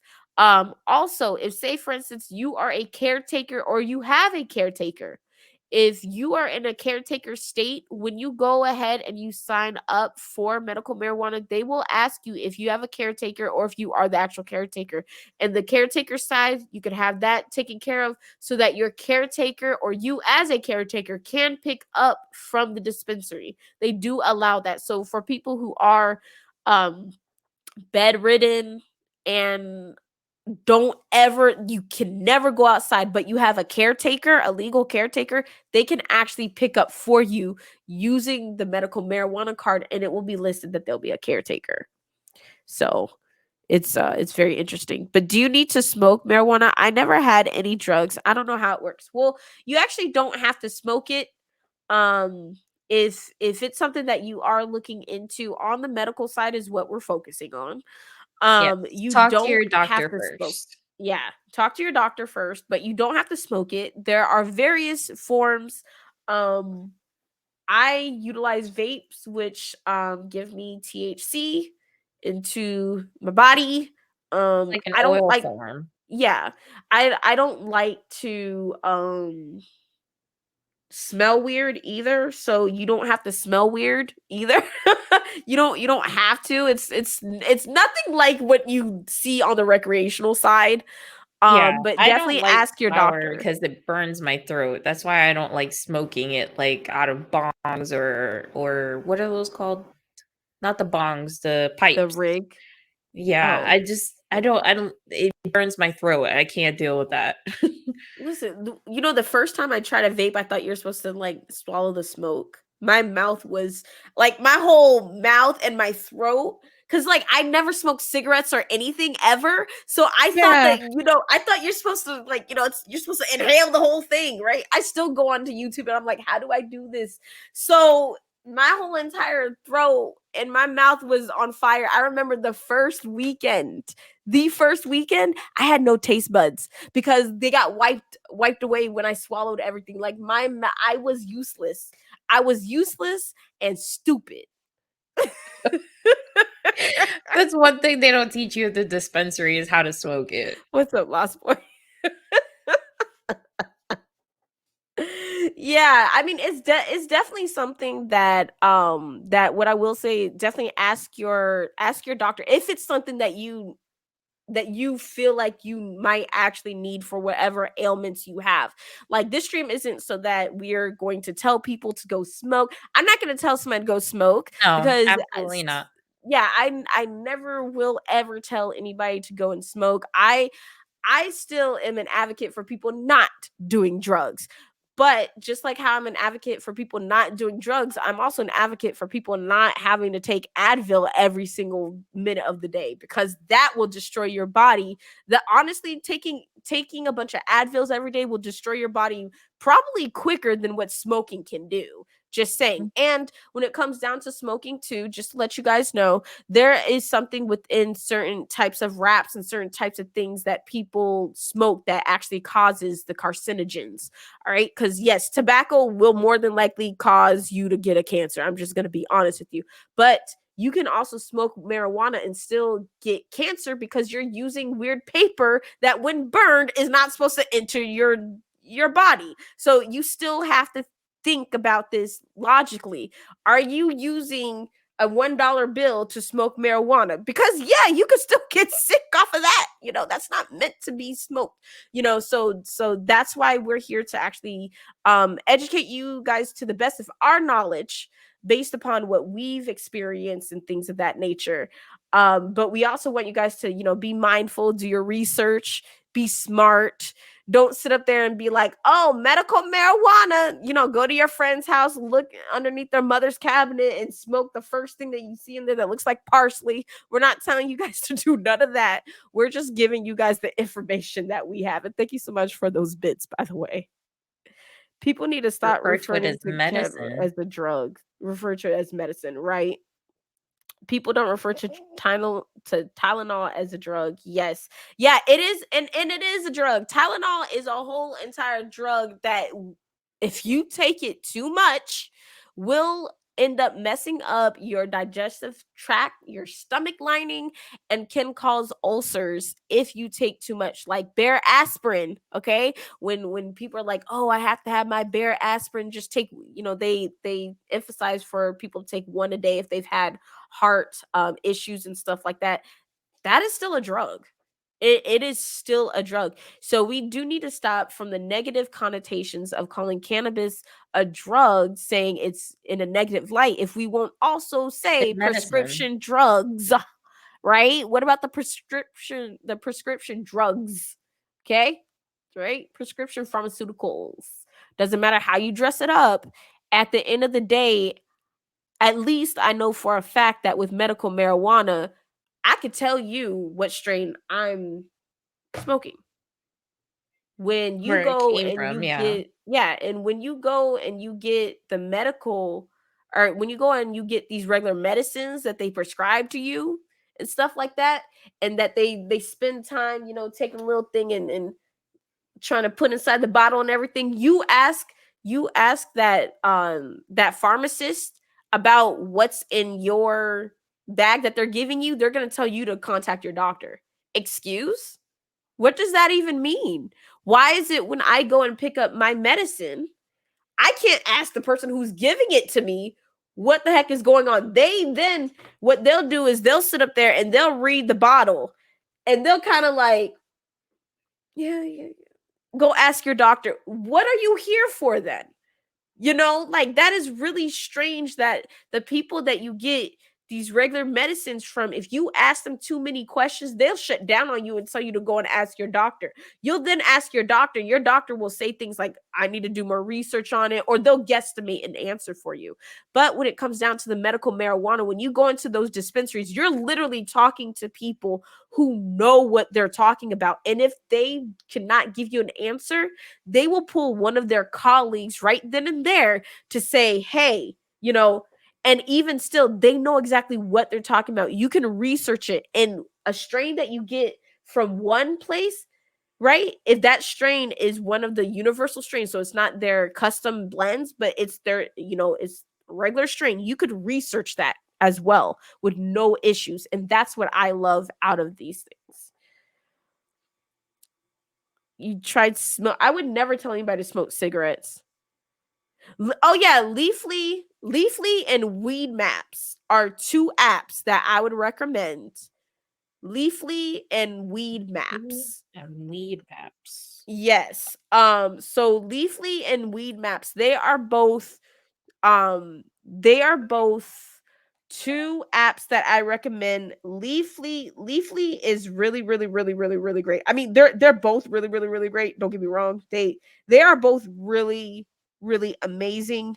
Not only are they going to provide for you a map locally or wherever you're trying to look at, for dispensaries and stuff like that. They have both medical and recreational stuff on there. But Leafly,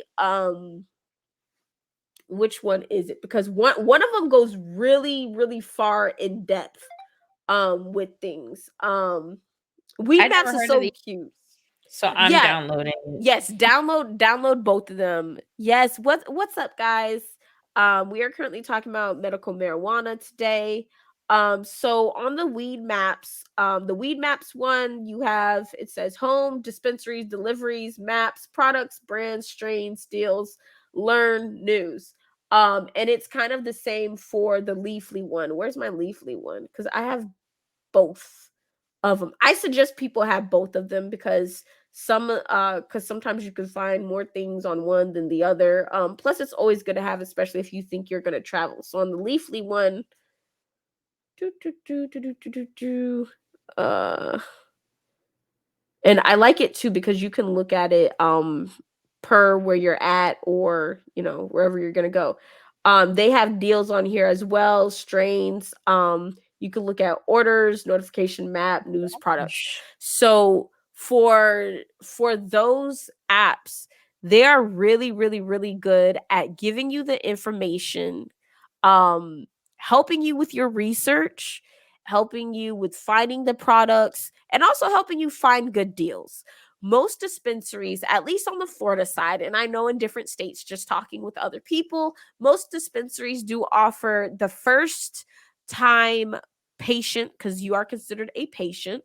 They offer you the first time patient deals, which can range, I've seen as high as 75% off for your I've first only seen it purchases. 50. Girl, I didn't have these apps. I just went to the girl. first one. Oh my I literally God. Googled dispensary near me and went to the nearest dispensary. I didn't know what I was doing. Now I know. um so you can find out all about different deals. They also let you know about the different strains. So say for instance there's a strain that you're really trying to look for, and you're like, man, I want it to help with X, Y, and Z. Using those apps, you can find exactly what may actually work out for you. Oklahoma ones always have deals, and all the ones near me have the first time buyers. Yes. And you usually have deals for your birthday. There's usually dispensaries that have deals on like Wednesdays and stuff like that. Girl, ask your Satira about all their deals throughout the whole entire week and everything like that. Some of them also did celebrate Black History Month as well, which was really, really, really nice. For That's them to awesome. actually talk about a lot of the cultural stigmas and everything. So it was really cool. Your birthday's one of the best times to ever go to most dispensaries, because you tell them that's your birthday, you don't know what kind of deal you might come up on. But it's always important for you to find out what your resources are. So definitely Leafly and Weed Maps. And if you Yeah. live in a state that has recreational, you could still use those as well. That will help you find dispensaries. It will help you find a whole lot of things. And it will also help you find the places that do deliveries. So if you are somebody who has to get things delivered, you can also find out about that on these apps. Yeah, it says third Unfortunately, party ordering yep. available. That's awesome. Oh, yeah. Last year we went to the flea market, and while I was there, I came across a shop that was selling medical marijuana. Where do you live at? At a flea market? where, where do you live? That's funny.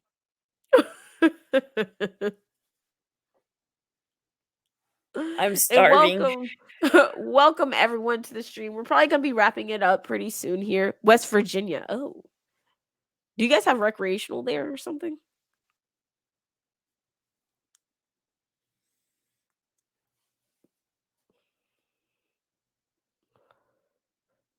That's a new one for me. Mrs. Okie Toki's like, oh, I need to set up shop at my flea market. The flea market. Mrs. Okie Toki's like researching how to get into the flea market. Let me go ahead and sell my crafts. I mean, that's not a bad idea. Sell craft, Yeah. sell marijuana. Yeah, shoot, put the marijuana in the craft and it's a whole entire bundle deal. Look at that. Look, expanding your business, Mrs. Okitoki. Make a little baggie for the crushers.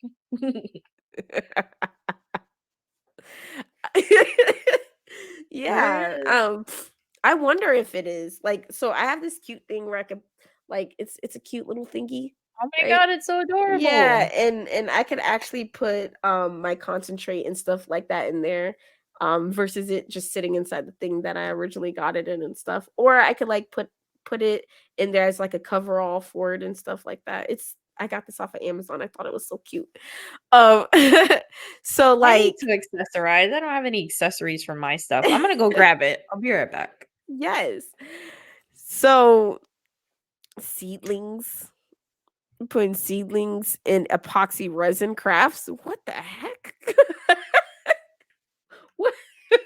You've been out there. So that's one of the things. Oh, based products. Okay. So do they also have the CBD as well? Because usually the it's different how things are labeled. Sometimes things are labeled as cannabis product, cannabis itself, just THC, just CBD. Um sometimes they're just labeled so strange. And that's one of the reasons why like, I do encourage people to uh go to dispensaries that you have done your research on. I'm here for the medical marijuana. I am not a provider. I mean the tea, probably the medical. Well, they do have medical marijuana that you can put into your tea. Actually, they do have some tea based things that you could put inside of your waters and stuff like that. Tea based in the water. I meant the tea. Yeah, Hi, yeah. I mean, Jules.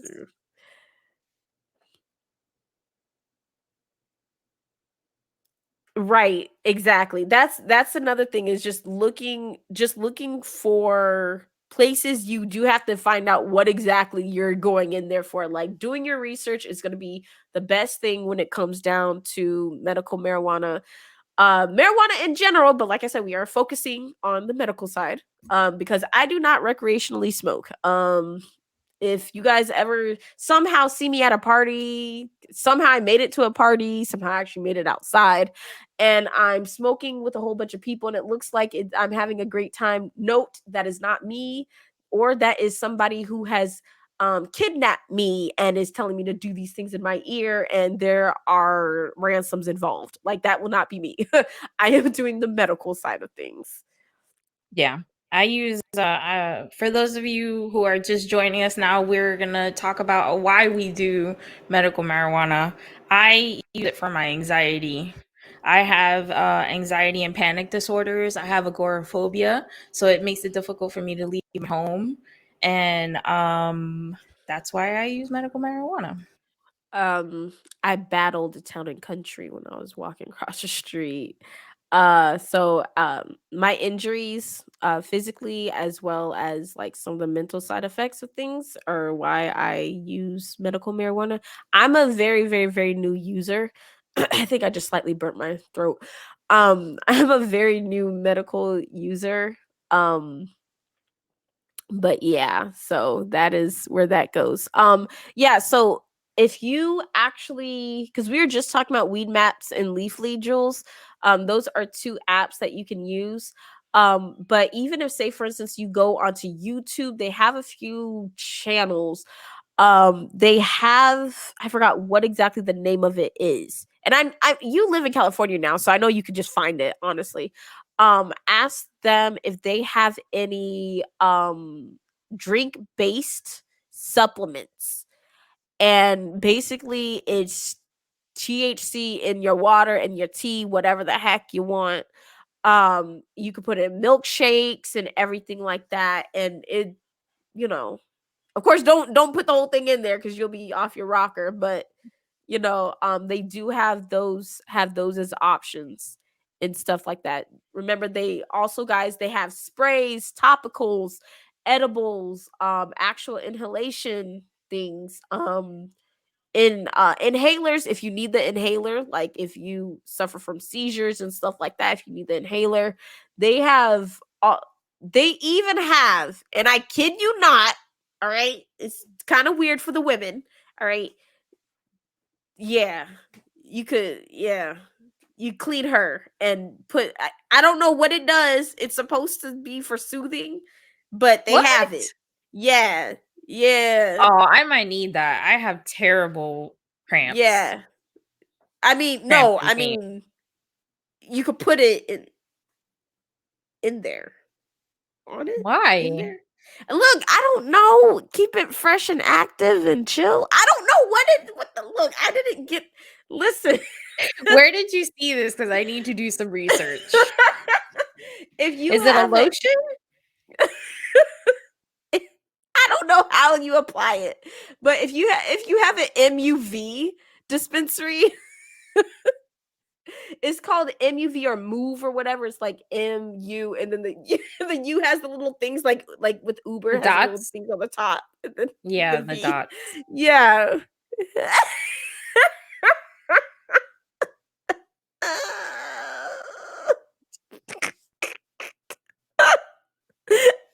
No, that's not what I do. But they have that available. It's for soothing, I guess.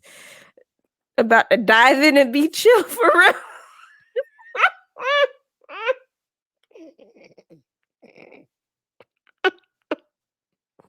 I've never heard of this, but I need more information. It's I believe that's in a gel because I did dabble in, like I said, I did not get it. I did dabble in though is it called Thermagel or Theragels?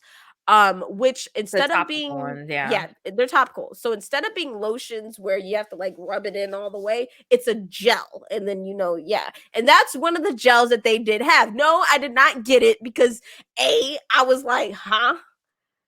And B, I was like, I don't experience anything that powerful down there that would even resort to that. I don't want those problems. I have Oh my PCOS. God. I get lots of pain. So the marijuana does help. I'm gonna have to it's look a into it. it's a soothing it's a soothing thing. I mean, just like how they do technically have topicals and stuff like that. But like I said, they have stuff for a lot of different things. I would say don't get it, but hey, if that's your look, they still So make tampons. So if there's still tampons in the world, there's more dangerous stuff to shove up there. But there's just more dangerous stuff that could happen to you, But that is have you that had is something tinctures? you said. The tinctures. With me and tinctures, let's see here. This one tincture. This is two tinctures. This is from Satira. This is from the Move place or whatever, MUV. When it comes down to tinctures, you have your tincture oils. Your tinctures can be both topical or oral. Usually people put them underneath their tongue because it gets into your body quicker. Some people also use tinctures on the topical sense. Some tinctures, if you put on your temples, can stop headaches. Right? I've actually done that. When it comes down to the tinctures, tincture oil reminds me of disgusting castor oil. It tastes like melted plastic to me. I have had two different tinctures and they're disgusting. I don't like them, but they work. Okay? That's good to know. I don't like them and it's oh my god. You can put tinctures, yeah, in your drink, yeah, and won't taste them. Yes. However, be mindful that you put them in your drink, Yeah. or else you will roofie yourself like how I thought I did myself the other day. Because I forgot it was in No. there. I forgot it was in there, and I drank, and like I was like, it didn't taste weird at all or anything like that. But yeah, about like 20 minutes in, I was like, yo, what's going on? I was like, oh, that was that one. I should have just labeled the cup and like and then so some people saw what happened, which was I was on stream eating cereal and I started like I forgot that they could see me because I had ran an ad, and so I was like eating cereal really fast. Yeah, it was on a day. Anyways, I murked that cereal because I was hungry as heck. But yeah, so there are different ways that you could actually have it to enter in your body. all day, no issues. Have for managing my pain, right? Then there's like for those of you guys who are not used to smoking at all, like I'm still not used to smoking. I probably will never be used to smoking. The moment that I look cool while I vape, you guys know something, okay? You guys know I took a class. But basically, basically one of the things that did help me was basically doing like my own type of like hot box slash is it called shotgunning? Forgot what it's called. But basically what I did, let me see here. So basically what I did was, because I'm not used to actually putting smoke into my body. Like I'm not a smoker. Actually, I've always tried to avoid smoke, and half the time my nose is stuffed up anyways. So what I did do was like I would vape and then just put the cup over my mouth. And I've done this on stream too, because I didn't want people to know I was smoking on stream.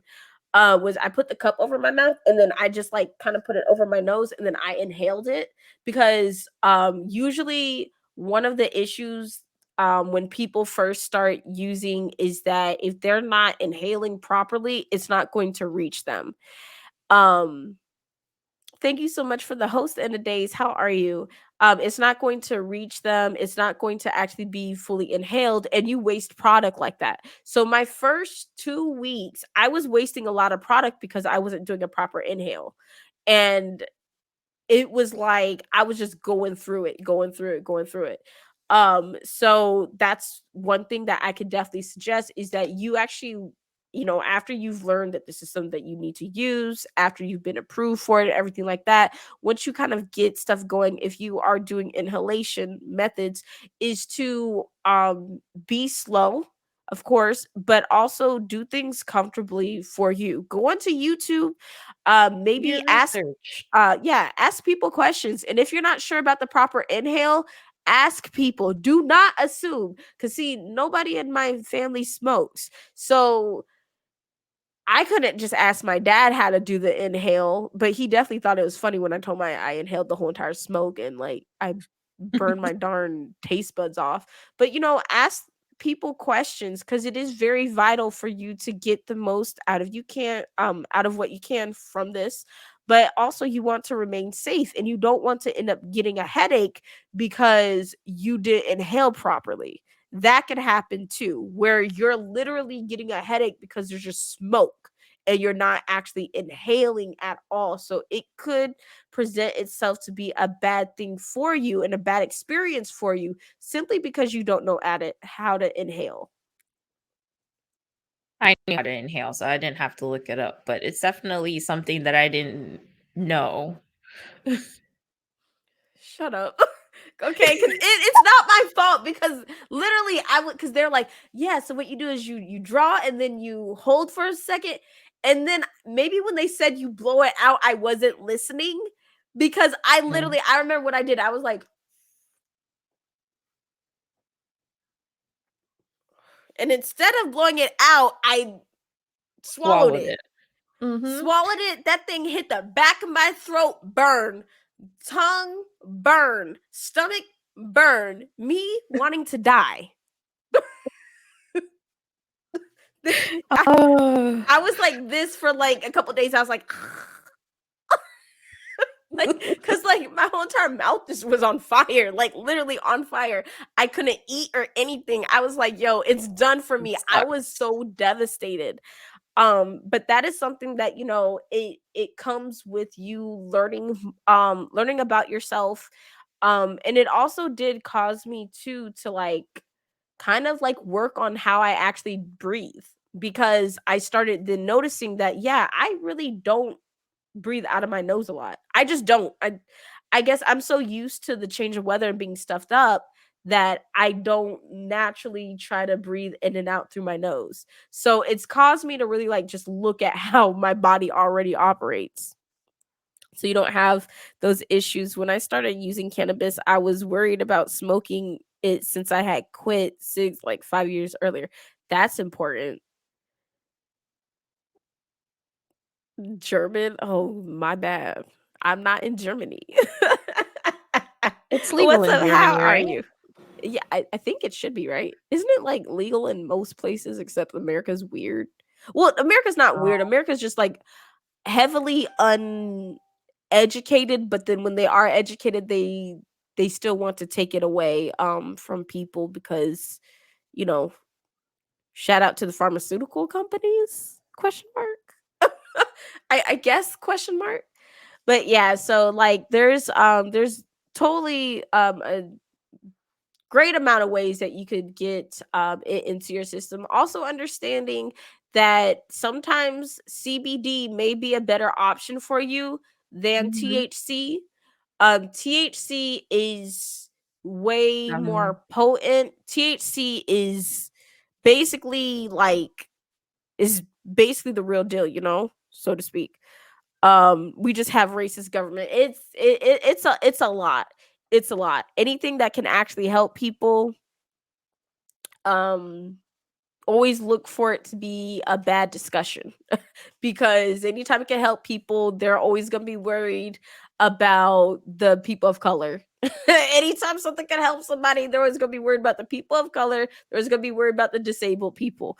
I don't know why, but they're always going to be worried about what is the black man in the wheelchair going to think of this? Is he going to abuse it? Huh?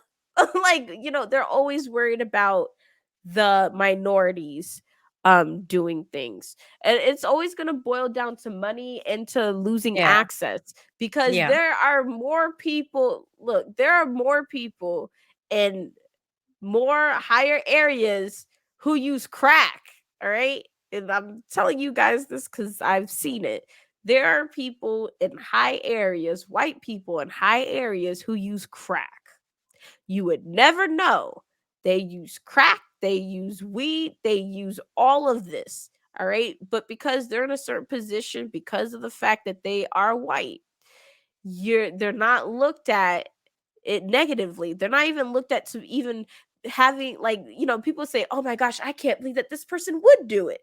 They have all that money, they're spending it somewhere. There are a lot of people who do actually do a whole lot of crazy stuff up at top, okay?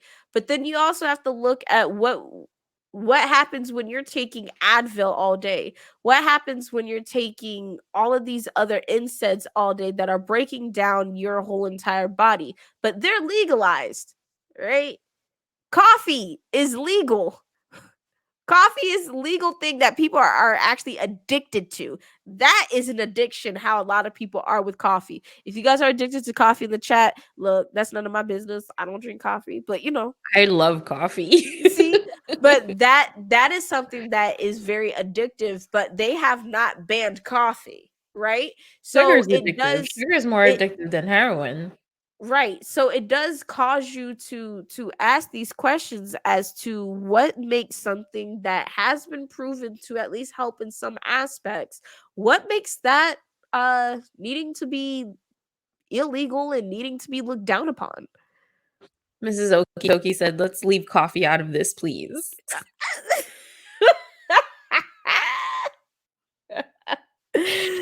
Started out connected to Hispanics, then to blacks, which is also a reason for the high POC numbers in prison.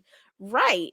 And that is one of the things that the dispensaries that some dispensaries did talk about during Black History Month as well, was the negative connotations between people of color and marijuana, and how if you're a person of color, even if you have the medical, if you're a person of color, you're still going to be looked down upon more than if you are white or white passing. Because they always want to assume that people of color get things illegally, that we have such a high tolerance of pain. Chronic migraines don't mean anything. You know, back pain doesn't mean anything to us. Mental illness, mental health, all this stuff, it does not mean anything to us. Whenever you're a person of color, mm-mm. But if you're white and somebody told you that you were fat and you said that you had a psychological breakdown because somebody called you fat, they'll be like, oh yeah, smoke that weed up. Get rid of all your anxieties. Just because of that. But when you have people of color who have extensive histories of even having issues that can be helped with the medical marijuana, they will still be looked down upon and be like, no, you have to take other things. We won't prescribe to you the stuff that could even help some of your pain at all, but you still have to look at these other ways because we don't want to get you hooked. Like, I'm confusion. So my skin color is supposed to make me automatically addicted. Like, I'm confused right now, you know? So that's why we Well, wanted to addiction do is this, you hereditary, know? though. I mean, yeah, it is, but shoot, if my dad wasn't addicted, if my grandma wasn't addicted and all that stuff, um, why are you automatically assuming that I'm just going to become addicted? Especially if Yeah. it's something that I need and if there's no other options that have worked. That's the thing, is that, like, I always do bring up to people that I've done everything I possibly can do with my situation. And it got to the point where nothing else was working. And that's how I got into it. Like, I wasn't just automatically, oh, yeah, sign me up. Heck no. I was trying to avoid this my whole entire life. Like Yeah.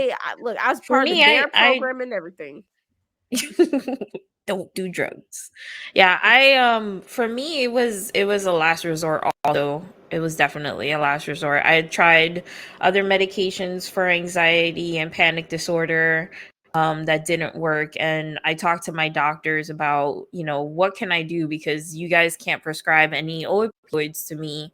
Um I have no other choice. What else can I look into? And they said, well, maybe medical marijuana. And so I did look into it. I have an undiagnosed autoimmune disorder since 2008. Being native is probably why it's not uh, prescribed, because most doctors Listen. don't listen to me. Yes. Oh, God. God. Yeah. Oh, my God. Being somebody who's not white in America trying to get medical anything done, and you being gaslit, them just utterly not listening to you, especially if you are a woman, everything being blamed on your period, because, gee, your my period is what made my leg fall off, apparently. Like, it's just like everything always goes, when you're a woman, everything goes to your menstrual cycle. For When me, you're a it's everything person, is my weight.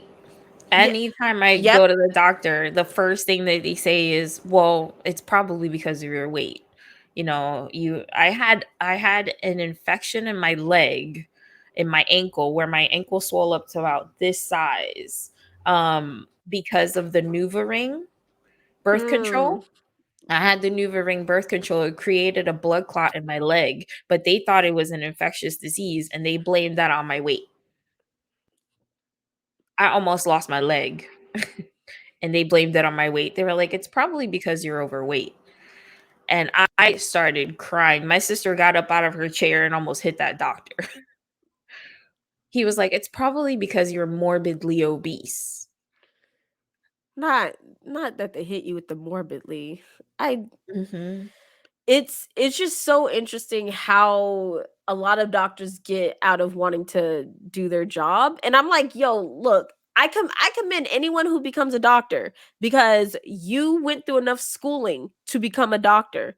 But Yes. you went through all that schooling just to be a complete idiot and a jerk to people, is where I cross the line. That's when, you know what, you can equally get these hands, because it's so amazing how many times it feels like doctors have meetings before they talk to you, and it feels like sometimes that they have a meeting of how they're going to gaslight you and how they're going to make you cry.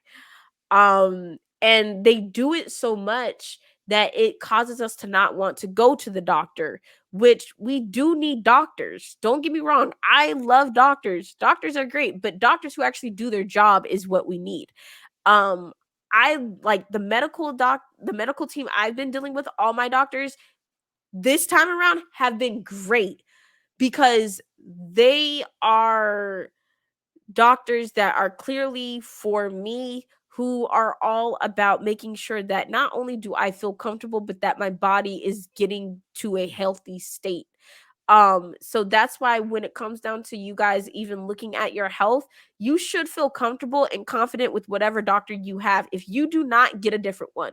If you simply cannot find one, reach out to people on Twitter or something. Try to figure out in ways that you can actually have a doctor that you feel confident with. Because I had because when I originally had the whole entire accident and stuff, my doctors were tied to the law firm that I was with. That was the worst thing ever because the law firm screwed me over and so did those doctors. Those doctors never provided anything that would actually really help me whatsoever. The chiropractor was probably the only one that wanted to help me, but nobody wanted to listen to him. And mind you, that was actually the chiropractor that I ended up choosing. That was in the network with the law, with the law Law office. office. So it's like when you are looking at your medical teams, when you are looking at the people that are supposed to be keeping you healthy, if you are not confident with them, get other ones. Also, first ask yourself why you're not confident with them. Now, if it's just you just not wanting to listen to them because you just don't want to listen, that's one thing. All right. So if it's just you being ignorant, that's on you. But if what they're telling you is something that's not actually addressing the problem, or if they're not even offering to help you get a second opinion, you need to find other people because no doctor should have a problem with you trying to get a second opinion because you're not fully sure. Our bodies, we only have one body, all right? You only have one body, you only have one life. What sense would it make if you just only listen to one person if you really still think that there's something else going on with you? So that's Listen, why yeah, you gotta it's listen to important your for you to gut do that. instinct. Mhm. Follow your Listen gut. listen to your gut instinct, and if there's any issues going on with any of your medicines, relay that to your doctor and let them know when they say, oh well, maybe it's just going to take some time, especially if you know your body. You're like, no, I don't want to feel this way. It's okay to tell your doctor that. I know often we get bullied. We'll get bullied into taking medicines that we know aren't working, and that's not fair. So when it comes down to your health, you have to learn how to be vocal, learn how to be a little bit aggressive with it too, because it's your health. You cannot have a doctor sit up here and tell you something incorrect about your health. If you Yeah. know for a fact that you are getting constant migraines, okay, don't let your doctor tell you it's because you have a period. All right. Yeah, Don't it's let your called medical doctor, yeah. advocacy. You have to learn how to Hmm. advocate for yourself, and that's something that we're not taught growing up. People don't just your parents, your teachers, they don't tell you you need to advocate for yourself when you go to the doctor. It's the other way. We're taught that the doctor knows best and that we can't second guess them, but that's not the truth at all. Exactly. The doctor is not supposed to be an authoritative whatever. Anyways, your doctors are not authority, okay? All right. All they're supposed to be there for is finding out what's going on with patients and giving them the proper things that they need or referring them to specialists. They're not there to bully you. If your doctor is bullying you, you could go ahead and report that doctor and go find a different one because you do not need to be bullied, especially men. All right, because I know a lot of times you guys don't want to go to the doctor unless, like, well, honestly, your whole entire face could be falling off and you still might come up with the reason why you're not going to go to the doctor. Well, guess what, you need to fix that, Linda. Okay. There's um positive ways to advocate for yourself and mhm. to technically fight back without seeming like you're fighting. But you can always ask them questions like if your doctor says, "Well, I think it's this." You can ask, "Well, what leads you to believe that that's what it is? Is there anything else that we can check to see if that is what it is? Do we have other information that we can go on?" And that might get your doctor's gears going, and you can ask them more questions. Asking them questions will lead them to thinking out loud, and that might lead you to a different result. Right. And then also, if you are a person of color and you really want to get a doctor, a doctor team that has people of color, yes, you can. I'm not going to say it's going to be the easiest journey whatsoever. I semi got lucky because I could not find a person of color that was readily available. I took a chance on this girl named Ashley. Oh no, she's real good. All right. She is not a person of color, but when I told her about some of the issues that I had and how I wanted to find a person of color, she's like, okay, she's like, well, I'm white, but I know a lot of people of color that can also help too. And so That's awesome. she was very open about it. Me and her, we had candid conversation. That's another thing, is that when you are in your doctor's office or whenever you're around any kind of medical team, you're an adult. All right. Even if, say, for instance, you are a teenager and you're watching this stream, okay, you are in charge of your own body. You should be able to have a regular adult like conversation with your doctor. They shouldn't be yelling at you. You should not have to feel the need to yell at them. Okay. If anything, you guys should be working with each other to find a solution. Log down in your journal and your notes what kind of medicines you're taking, what kind of side effects you have and things like that. And just keep that along the way, because you never know when you may fall into a situation where you might need some kind of alternative medicine, and you need to make sure that the things that you're dealing with can be addressed, from that alternative form of medicine. So you just have to continue to do your research on yourself personally as well. Yeah.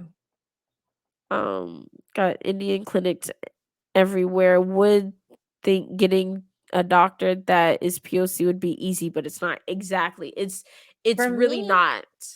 I actually found a website. I think it's psychiatrist.com or something like that, where I found that you can filter it out for person of color. So there might be websites out there that could help us that we don't know about, and helping us find a doctor that is a person of color or a BIPOC. Um, for me, it's really important to have, for example, a female psychiatrist or a female therapist, because of the sensitive situations that I've been through that I talk about to them. So that's how I found my doctors. I think it was psychiatrist.com. I'm pretty sure it was. Yeah, and then look at how the doctors are being rated and everything, cuz a lot of times when people have a bad experience, they're more prone to post about it. But if you have a good experience, post about it, because there are people who make their decisions based upon Google reviews. Reviews. you Yep. know? Google reviews. Yeah, I like definitely look it's at Google important. reviews all the time. Yep. Do you, I know you've said this several times, but you can do your research about it.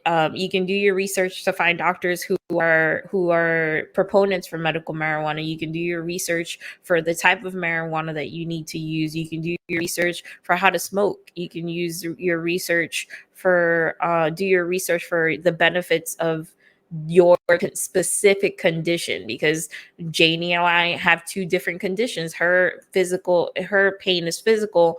I have anxiety, so mine is more mental health related. And we both did our research separately. And we're encouraging you to do the same. Do your own research. So Mrs. Okitoki talked about whether or not the insurance would let her filter it out. Yes. Me too. Call them. Call them. I do it over the phone. Because that's something that I had to do, because sometimes you just need to be able to do it over the phone and let them know, hey, I am looking at what's going on in my network right now. I see my options. I want to verify that I'm able to get a person of color. They will, or they should, work with you in making sure that that can happen. I actually had to go ahead and tell them. So most of my specialists are people of color. Some are not, and that's, I mean, if you can't find a person of color, but they're the only person that is reputable and doesn't have any, bad marks on them or whatever. Just use them, because I mean, at the end of the day, people are people. Give it a try. Shoot, Yeah, yeah, a person of color can still screw you over just like a white person can, anyways. But just it's go ahead true. and give them a try. But like, it made things a whole lot easier when I was able just to call up my insurance and say, hey, this is what I'm looking for. Um, Also, look, crack jokes, like crack like maybe a little baby joke at your doctor's appointment to kind of like feel the way that you to kind of just feel them out, because you kind of want somebody who you could talk to candidly with, and you don't want to ever have a medical professional that you're like scared of, that you're scared to have regular conversations with. So I have regular conversations with my doctors all the time. Some of them follow me on Twitch and everything like that. Oh, snap. Look at that. Thank you. What is up, Saki? How are you? How was the stream? How are you doing today?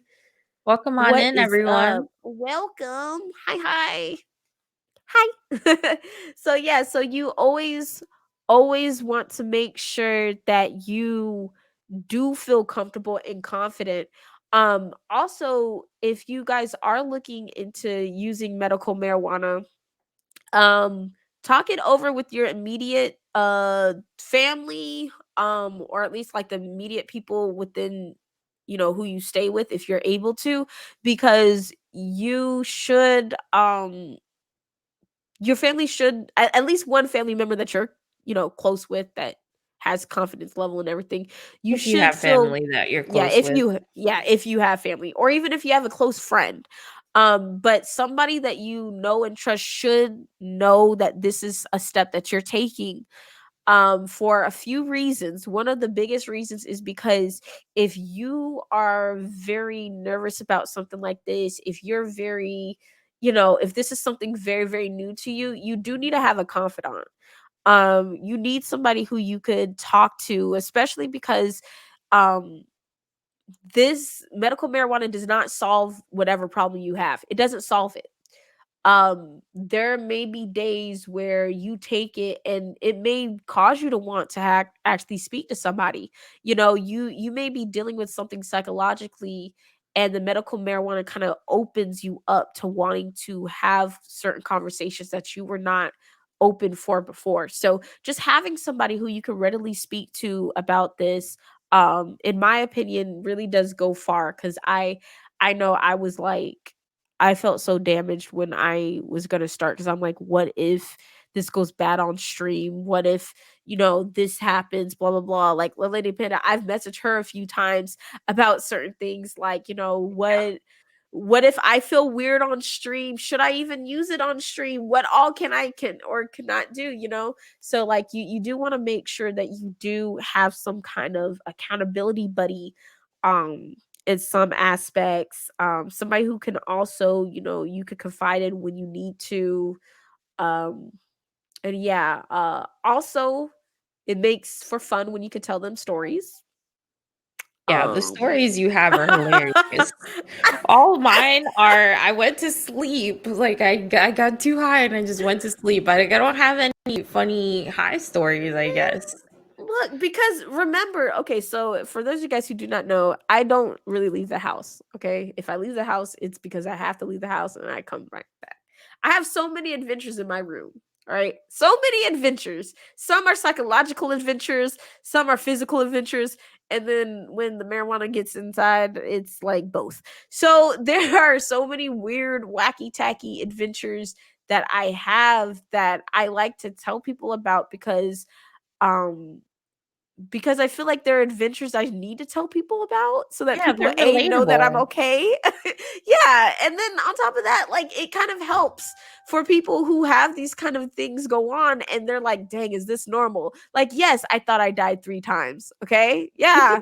Yeah, that's fine. I don't think I did now, in this present day, but, it's important for you to be able to talk with people. It's important for us to be able to have candid conversations like this, because when they're only had and nobody um nobody has them publicly, it keeps stigmas still building up. It keeps a wall, it keeps a barrier because why? Nobody's being candid. And I'll tell you guys candidly about it too, because this was like, this is what I went through today, or even the time that that I was streaming and I forgot I was streaming. And I looked at the chat like, yo, Oh why are you no. guys here? And I Oh got my mad and goodness. when did I go live? They're like, you've been live. I was like, oh, okay, hold on. And I was like, let me go get something to eat real quick. And I was like, okay, let's come back. Let's go do this. But it's important to have those conversations. Lifestyle. Wait, you're a lifestyle consultant for cannabis? Really? Really? And you play Minecraft, which I enjoy playing too. Yes, I love Minecraft. I am a certified block stacker. Just tea. Interesting. You use more CBD Mm. than and less THC. I've tried Mm. CBD.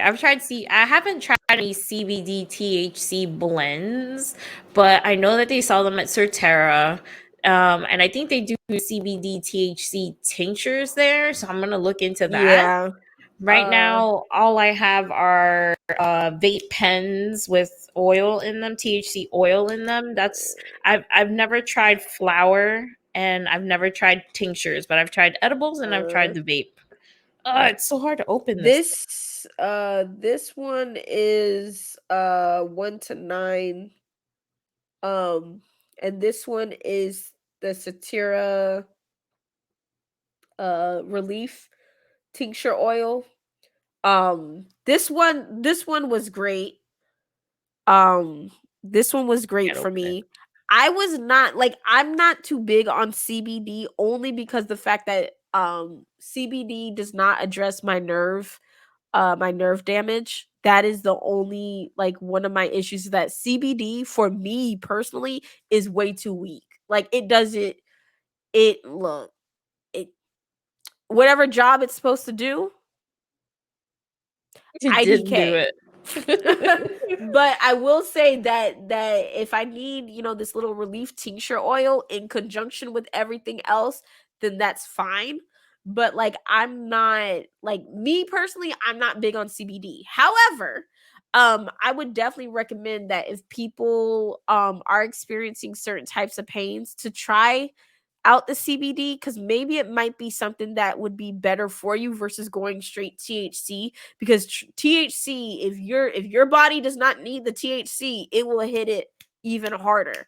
But there was one week when I went through a whole entire this is a gram, I guess. I went through a whole entire one of these In a one week? week. Yeah, in a week because it was so like that week was so bad. It was one of the weeks where I kept having muscle spasms that kept me in bed. I was in bed for a whole entire week and just like trying to like crawl my way to the bathroom and come back. And that's what I was doing because like with me it's my back, my shoulder, my knee. And so when they were all hurting me all at the same time with multiple back spasms and multiple like just like really really really bad pains of nerve damage, that was the only thing that kept me. Oof. That sounds Yeah. painful. Yeah, so yeah, it's it's different. Your husband doesn't consume, so you just vape around him. And I'm glad that you do have the respect for him in that aspect cuz we always have to remember that we still need to be respectful. Sometimes that does put us into a realm of inconvenience, which is why I haven't really tried to really go a lot of places cuz I don't want to be of inconvenience to other people who maybe they don't smoke. I just went to my mother's like birthday, I guess, get together thingy the other day at a restaurant and like I was having the worst experience ever with pain and like but I was like, "Oh dang, I don't want to vape cuz A I'm inside, B like I don't want to, I just don't want to be off-putting, right?" Yeah. Um well, come to find out come to find out that wouldn't have been a problem at all, actually. But it is something that we often do think about, is that a lot of times, a lot of us are not, since we're not doing this recreationally, we still look at this as a medicine, and it's still a medicine that's not widely accepted. So for those of us that don't live in states that are always okay with it, we still do think about, wow, can I vape at this place? um what happens if I go to this place and I have, like, some bad episode? What's really going to go on? Yeah. Yeah, tinctures are great and discreet. I went to my friend's house in Savannah, Georgia in December, and I stayed there for a couple of days, and I had my friends drive to wherever we were going so that I could vape, but I don't know if it was legal for me to bring it to Georgia. I didn't research that. But I took it with me. I took my card with me. So it was not, but A, at least you only went to Georgia, and B, at least you're not behind bars. Technically speaking, no, what you did was illegal. But at the same time though, they do make it very difficult, because it doesn't make any sense that you can't, like, okay, I get it. You can't cross state lines, but A, if you're gonna be in a car, and, like, if you guys see where Florida and Georgia sit at, I mean, They're it's right like next to right each there. other. And then plus you could have tags. You could have tags, like Georgia tags in Florida. So if anything, it should have been like, it should have been fine. But no, technically speaking, it was illegal. But that is something that we still do think about, because the a lot of the issues lie with, okay, yes, it's going to be legal for you to do this, but you could only keep it in this area. Well, what if I want to travel? What are my options on that? How do Well, I there's people actually who have to travel? travel. Yeah. Yeah. So that's the reason why, like I said, the Leafly and Weed Maps are two apps that I would definitely recommend, because in the event that you cannot take your medical marijuana over state lines, you need to know that wherever you're going at, you can go to a medical dispensary. You Can know, I have um, access to it? yeah, you can have access. And like I said, most states are repository states. Florida is not. So unfortunately, if you are out of state and you come into Florida and you think you're going to use your out of state medical marijuana card at these dispensaries, you are not. If they let you use it there, I cannot speak on those. I'm just letting you know that in most cases, you will not be able to use your out of state medical card. But then it's like, so what are those people supposed to do? And unfortunately, since I am not going, what's up? Since I'm not going to tell you to do something illegal, use your best judgment. Do your research and use your best judgment. Yeah, and if you do anything illegal, like I said, I don't promote you doing anything illegal. I am a family friendly channel, just saying. But if you do anything illegal, do it in the privacy of your own home, or a place where you're not going to be out and about, because I do understand, if you do travel to Florida and you are a medical marijuana user and you do have an episode where you have to get some relief, okay? I just want you guys to be as safe as possible. I don't want you guys to get arrested. I don't want anything bad to happen to you. But if you really, really, really do need to, and you have friends or family that are able to give you whatever you need, then go ahead. Like I said, we're speaking from a medical marijuana perspective. Okay. So I know a lot of people will say, oh, I could just go to my weed man, yada, yada, yada. We're not talking about those type of situations. If you do have to do that, then you do have to do that. But we're speaking from a medical side, because not enough people actually create content or create the conversation of the medical marijuana. And it's something that is looked at very, very, very, like, disgustingly. And a lot of people don't even believe that medical marijuana is really a thing. They believe that it's just other people's ways of looking like they're doing something legal when they're really trying to do it recreationally, and that's not the case. So, yeah, but Not yes. everybody that's looking for a medical marijuana Mhm. card uses it recreationally. There's a lot of people who use it because we absolutely need it. For people like me and Jamie Laney, it was a last resort to our physical or mental health pains. Right. And that's something that people need to realize is that, if something's not for you, then it's not for you, but don't ever decide that because you don't understand something that it's automatically going to be incorrect and wrong. We live in a world that is filled with a lot of misinformation simply because we don't talk to each other and because we don't bother to really look into things. Medical marijuana may not be for you, and that's perfectly fine. I know it's an option for me because I have no other options that I can have that won't come with severe consequences.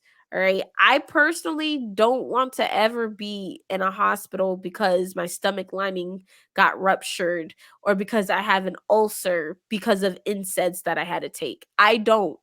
Right. If that bothers you so much, you go to the hospital for me. But that's what's going to happen if I don't have access to this because I'm going to be forced to only take NSAIDs because where we live at, we don't have opioid access. And even if we did, who wants me? I mean, granted, yeah, when I got my teeth taken out and they gave me the hydrocodone or the oxycodone, yeah, I was living my best life. I got stuck trying to set up my switch and all that stuff, and it was a great time. But who wants to actually live that life every single day of the week having to pop pills and having to pop pills that honestly they after a while you get used to it and then they don't work. So, nobody wants to do that. Grade school advice, don't judge a book by its cover. People forget these simple but important advices, right? And they also forget that just because you use marijuana doesn't mean you have to be a bum. Like, no. You Well, can't these you're stigmas were you know. placed, they've been around a really long time because of Mhm. those infomercials in the 80s where it was like reefer madness, and was it the 80s or the 70s? But still, Probably the reefer 70s, madness, probably both. yeah. Yeah. There are videos where they showed people like smoking weed and then jumping out of a window, like Mhm. going crazy and jumping out of a window. Yeah, and that's not the case. And then also understand that there's difference between recreational use and medical use. So if all you've witnessed was people drink using this recreationally, okay, that may also be one of the issues with how you see it because you've only witnessed people who use it recreationally, not people who use it with a scientific purpose. Because when we go to the dispensaries and we're being told what strains they have available and stuff like that, um, in a second I'm gonna go and get my paper. It's kind of like we're doing scientific research because we're saying, okay, I remember that this worked good for me. Maybe this didn't work so well for me last time. We're building out what we're doing. It's not just, oh, let me go to a weed man and whatever he gets me is what he gets me. It's not like that. We're not looking for a high. We're more so looking for relief of some kind. Mhm. So that's something that That's you exactly right. like, that a lot of people need to understand.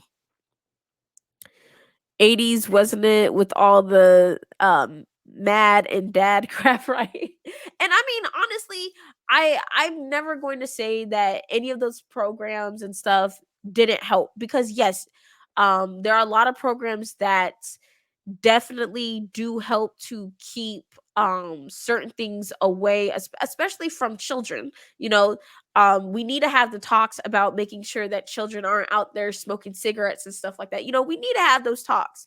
But and I don't care what anybody says, this cigarette's never gonna be good. I don't care. You could fight me. You could sit up there and tell me, well, Janie, there's medical, shut up. No. All right. I said what I said. Cigarette, no. Okay. Okay. But, um, we still need to have these conversations and we need to have the medical type of conversations because imagine if you have a child and their whole entire life they've been scared of something that they didn't even know that much about and they're going through something right now And because you don't know anything about it, you're trying to tell the doctor, oh no, they don't need medical marijuana. They don't need medical marijuana. They end up getting a disease or getting something from the medicines that they are taking now. And come to find out, instead of using that particular medicine, they could have actually supplemented by using medical marijuana. That would break your heart, because that whole entire time they're being pumped up with you don't even know what, right? Like there easily Yeah. could have been rat poisoning inside of their stuff. You don't know what is inside of their medicine. And because of the fact that you decided not to do your research, you're now sitting here trying to figure out what's going to happen to your child. And that is something that we want to eliminate. So that's why, there's nothing wrong with just researching. Even if you find that medical marijuana isn't a good solution, you should at least know why. You know, you have access to the internet, you have access to so many different resources, and you have more access to resources about medical marijuana than you have to what's in inside of your medicine bottle. So, take advantage of that Don't be afraid to ask your situation in doctor. Europe. Yeah, don't be afraid to ask your doctors, and don't be afraid to also like ask other doctors too. I mean, don't ask people to try to get like a specific answer that you want curated just for you, but ask. Ask and like see how they respond to you, see their confidence levels. Also don't be afraid to ask them what they think about something, because sometimes doctors give you a curated response based upon what their doctor friends club or whatever the heck at the hospital say. But then sometimes you ask them, well, what do you honestly think about this? They'll give you their honest opinion. A lot of doctors will. Think that what I don't understand is, why do you hear so much stuff or so much of doctors prescribing meds for the symptoms caused by other meds? Why don't they just change the first med? Because you are meant to be a guinea pig. They are meant to push out meds. The goal is not necessarily what's going to work for you as much as what's going to keep you happy enough to not ask any questions. So usually what's The going to doctors happen, get paid more from the right? drugs than they get paid from your visit. From your visit, they might only get $60 to $160, let's say. Whereas from the drugs, they have an unlimited amount of money that they can be making Yep. from those drugs. They get kickbacks for pushing out certain drugs. That's why drug representatives always look like models. Yep. And come into the doctor's office, you see these well-dressed people lugging a little luggage behind them. Those are pills. And they're there to sell those pills, and they're there to give kickbacks to the doctor for getting those pills to you. Right. That's why. And the thing is that you never are able to make contact with the person who originally gave the medicine. You're not able to make contact. When was the last time you were honestly able to find out specifically where your medicine was manufactured and call the place? Because when I went to Satira and everything, I had asked them, what farm did you guys get this from? Like, I asked all the questions. You can actually find out where, like, what batch like came from where, and you could sometimes even call up the place. Like, so you are really being given as much information as possible when it comes down to the medical marijuana, versus you get these medicines. You get these medicines, and look on the back, like, I mean, it tells you maybe where the prescription was filled, tells you directions. It tells you what it looks like. Thank God that they started doing that, huh? But like you don't really get too much actual information on the medical marijuana. Most medical marijuana is going to have also a batch number. It is going to have enough information so that if anything goes wrong, you can specifically say, oh, this came from that batch, this, that, and the third, all that stuff. They have all the information for you. If anything goes wrong with your medicine, you notice how with medicines, about 5 years later, they say call the law offices of James Sokolove if you're experiencing X, Y, and Z. They can't even Yeah. contact the people that even got messed up from that batch half the time. You know, there's a lot of times where we go in as guinea pigs. That's it.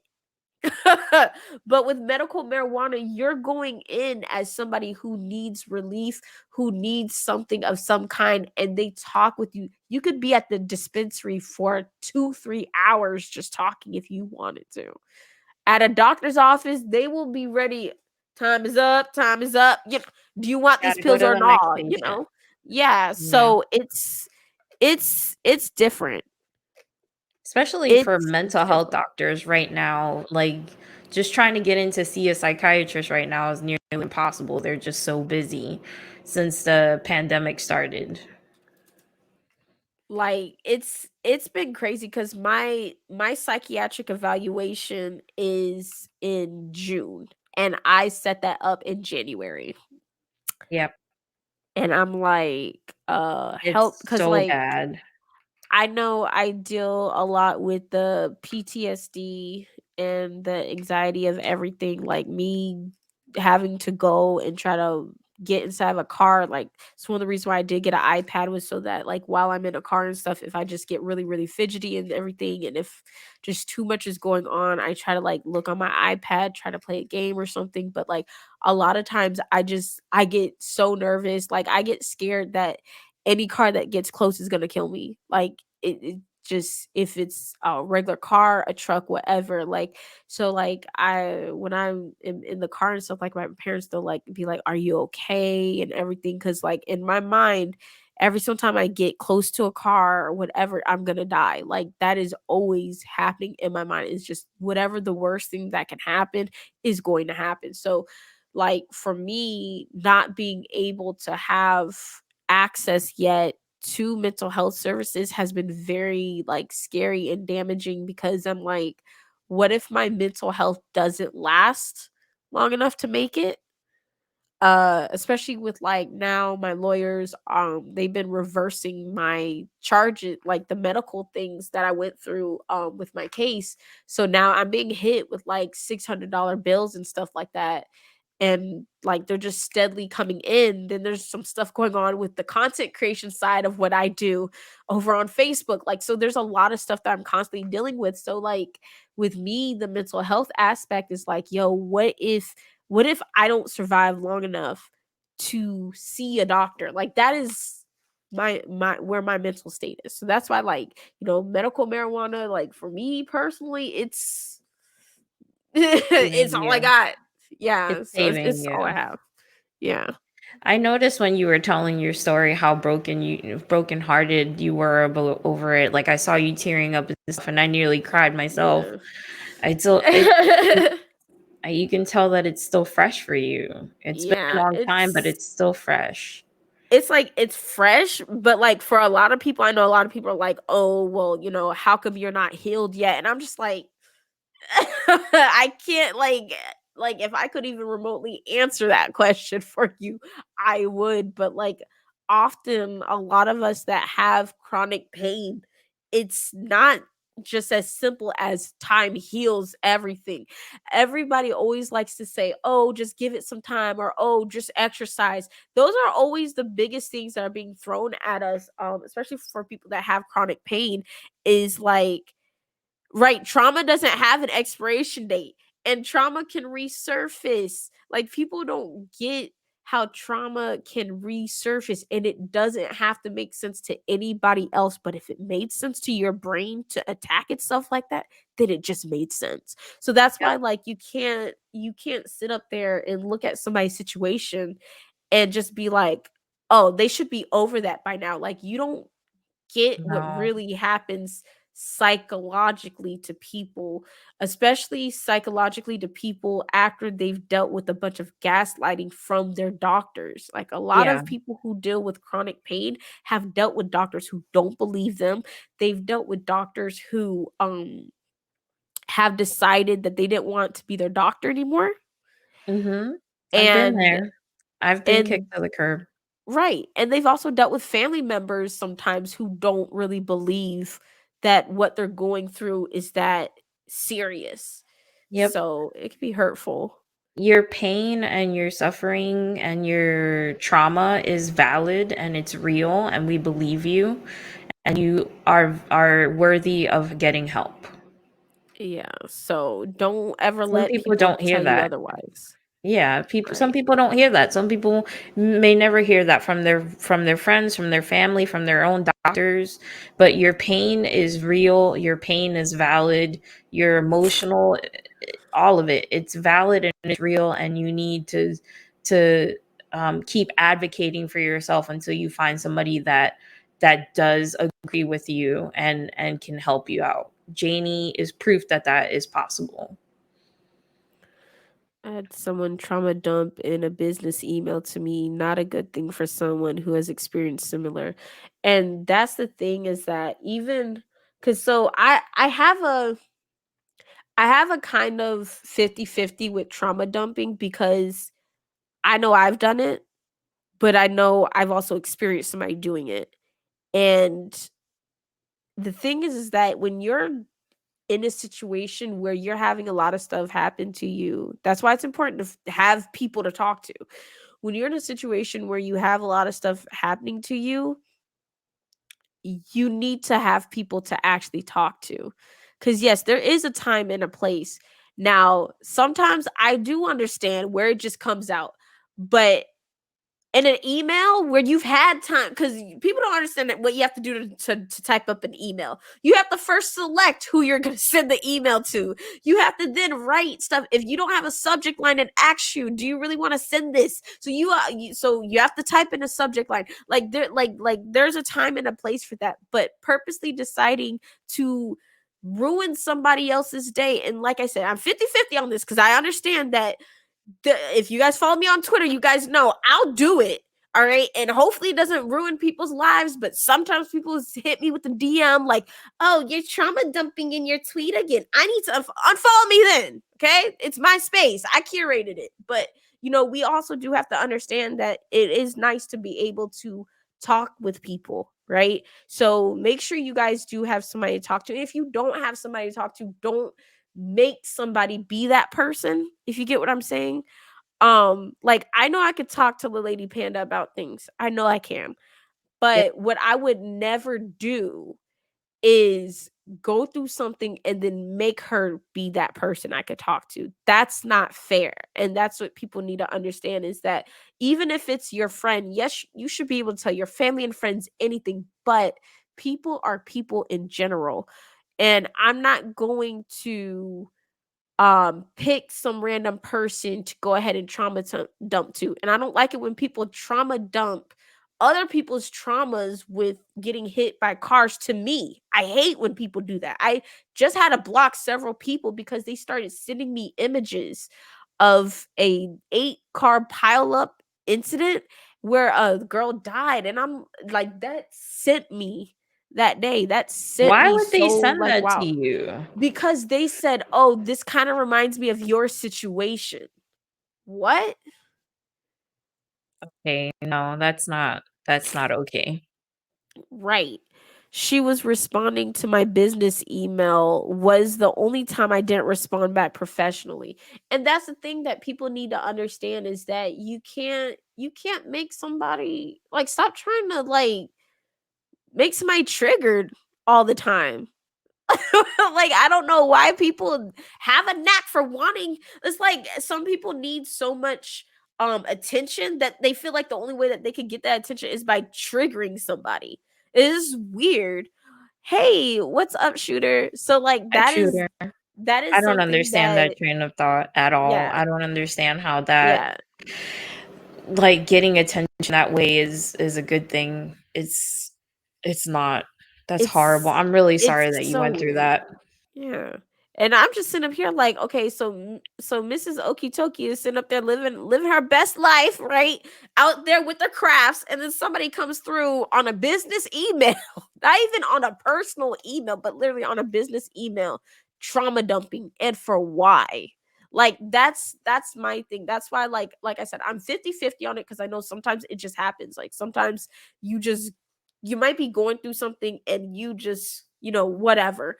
But there are certain times where you can catch yourself from trauma dumping on somebody, especially when you might have a chance to go talk to somebody. That's why, like, if you do have friends that are always going through some stuff, you know, maybe asking them how their day is going, maybe recommending that they talk to somebody. I know a lot of times when we hear, oh, maybe you should talk to somebody, it goes over our heads. I get it, but whatever. Still, trying just to recommend to your friends and family, oh, hey, I know you're going through something right now. I can't fully understand what you're going through, but I think that maybe we can find somebody who you could talk to. Having those conversations is important, but then also knowing that if you suffer through trauma, knowing that people are going to mess with you, because they are. I don't know why, but people are. It doesn't matter how much of a nice person you are.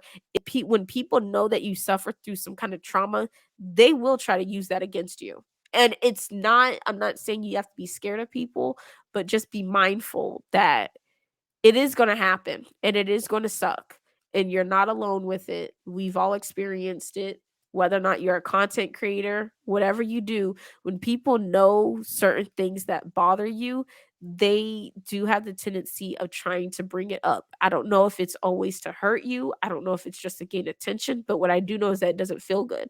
And it could often make you feel like you're going crazy. Yeah, people definitely are. And when they do it, it's like they think, oh, they'll say like, "Oh, sorry, didn't mean to."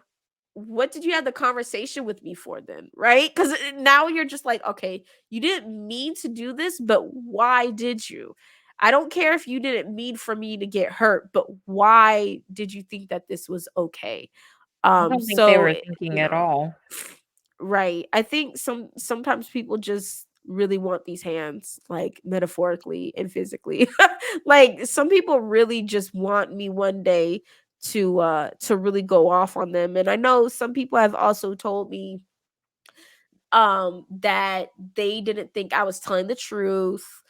Some people decided to go and look up my case. What? Um You're yeah, kidding. no, because my case is public record.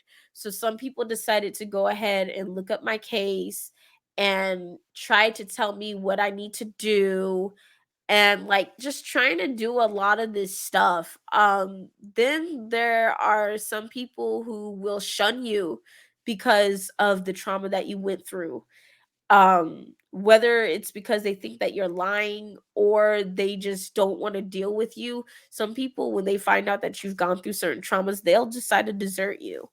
um and it can be very painful, it can be very hurtful. I guess uh my trauma is very private. I don't talk about my trauma. I don't talk about how it happened or why I'm agoraphobic. I mentioned that I'm agoraphobic, but I never explained why. I've been through a lot of, I went through an assault in my own home. Um, and I feel like because mine is so private and I don't talk about it, then I've never experienced people trying to use it against me. I can't imagine what that would be like. yeah, there are a lot of times where people just won't believe you, and it does it does present itself uh very big when like people don't like to talk about certain things, not only just to protect themselves, but sometimes people don't even bother to talk about certain things because they know how people are. Like especially when it comes down to being a woman and talking about things, but even when it comes down to being a man and talking about certain things, there's just some stuff, it's like it'll be counterproductive to talk about because you're going to be met with people who have stupid questions. And yes, there are such things as stupid questions. I know people live their whole entire lives thinking that nothing that they inquire about is stupid, but no, some questions are just dumb. Like when I got hit, like my brother, the same week, actually, I think it was maybe a day later, he asked me, did it hurt? And I like looked at my phone, had to remember who I was talking to, And mind you, this was like a day later, so I'm still really out of it. I hung up on him because I'm like, Was he when trying to be people, funny? I don't understand. yeah, yeah, I don't know, but like when people ask you certain questions, you could tell when they are low key trying to say you're making it up, right? When they are like sitting up there trying to see, oh, how do they really feel about their situation? Like it doesn't even take all that. You know what's going on. The You could say, how are you doing today? That's it. You don't need to ask, did it hurt? You don't need to ask certain things. But a lot of times when people find out about something that we've gone through, even if they don't know about any lasting traumas, they ask stuff that like really has us thinking, do they not really believe me? Am I making this up? There are several times when I thought I was making it up. Like I thought it didn't happen to me because people started making me feel crazy. When I went to the hospital one day, Been um, through that. I thought that I was gonna have a blood clot in my leg because I couldn't keep my leg you're supposed to like do the rice method where you're supposed to like keep your leg like up and stuff like that Elevated, yeah. because because my knee and then also because my back and everything, I couldn't actually keep my leg elevated. So I thought I was getting blood clots in my leg. So I went to the hospital. I had to take an Uber and everything. I went to the hospital and like they started gaslighting me. They botched the x-ray too. That's why my doctors now can't even find that x-ray uh like deemable to be used because they botched it. They messed up the whole x-ray. I remember the girls were sitting up there playing tag with each other, grown women playing tag with each other while trying to do my x-ray. There was so much stuff that they were doing. They didn't even want to address the fact of anything that had happened to me at all. And so they started making me think that I was crazy. Yeah. They really had me question, did I make up this whole thing? Like I was like really sitting up here like, yo, did this really happen? This could have happened because if it happened, why are people acting like this? Like, so when it comes down to like the whole entire idea of trauma, sometimes we can't even share that with others because they don't care. Um, you have the people that when you do share, they try to one up you with their trauma, which is Yeah. stupid. Let me out trauma you. That makes Yeah, no sense. yes. Like one day I'm gonna be talking to somebody, they're just gonna be like, well, I died already. Like I know somebody's gonna say I died and came back. I know somebody's gonna say that. But that's the type of situation that happens. That's why it's important for us to really find confidants, really find people that we can honestly talk to. That's the best way to do it. At the most, I stay extremely general. And then if the other asks questions, then give further details. Yeah. And that's something that's important for us to do. But like it's also nice just to sit and chill and be able to talk and like it is nice to unload at times, It with is, yeah, people for sure. with people that that respect our energy, respect our space, and respect our mindset. Because when you're talking to people, there'll be people that'll try to make you think differently and try to make you feel like what you're going through isn't a big deal when it is to you. Yeah, you need someone to validate you, Yeah, validate your pain and your experiences. Someone that's going to be like, "I'm sorry that you went through that," not right. and let you talk it out.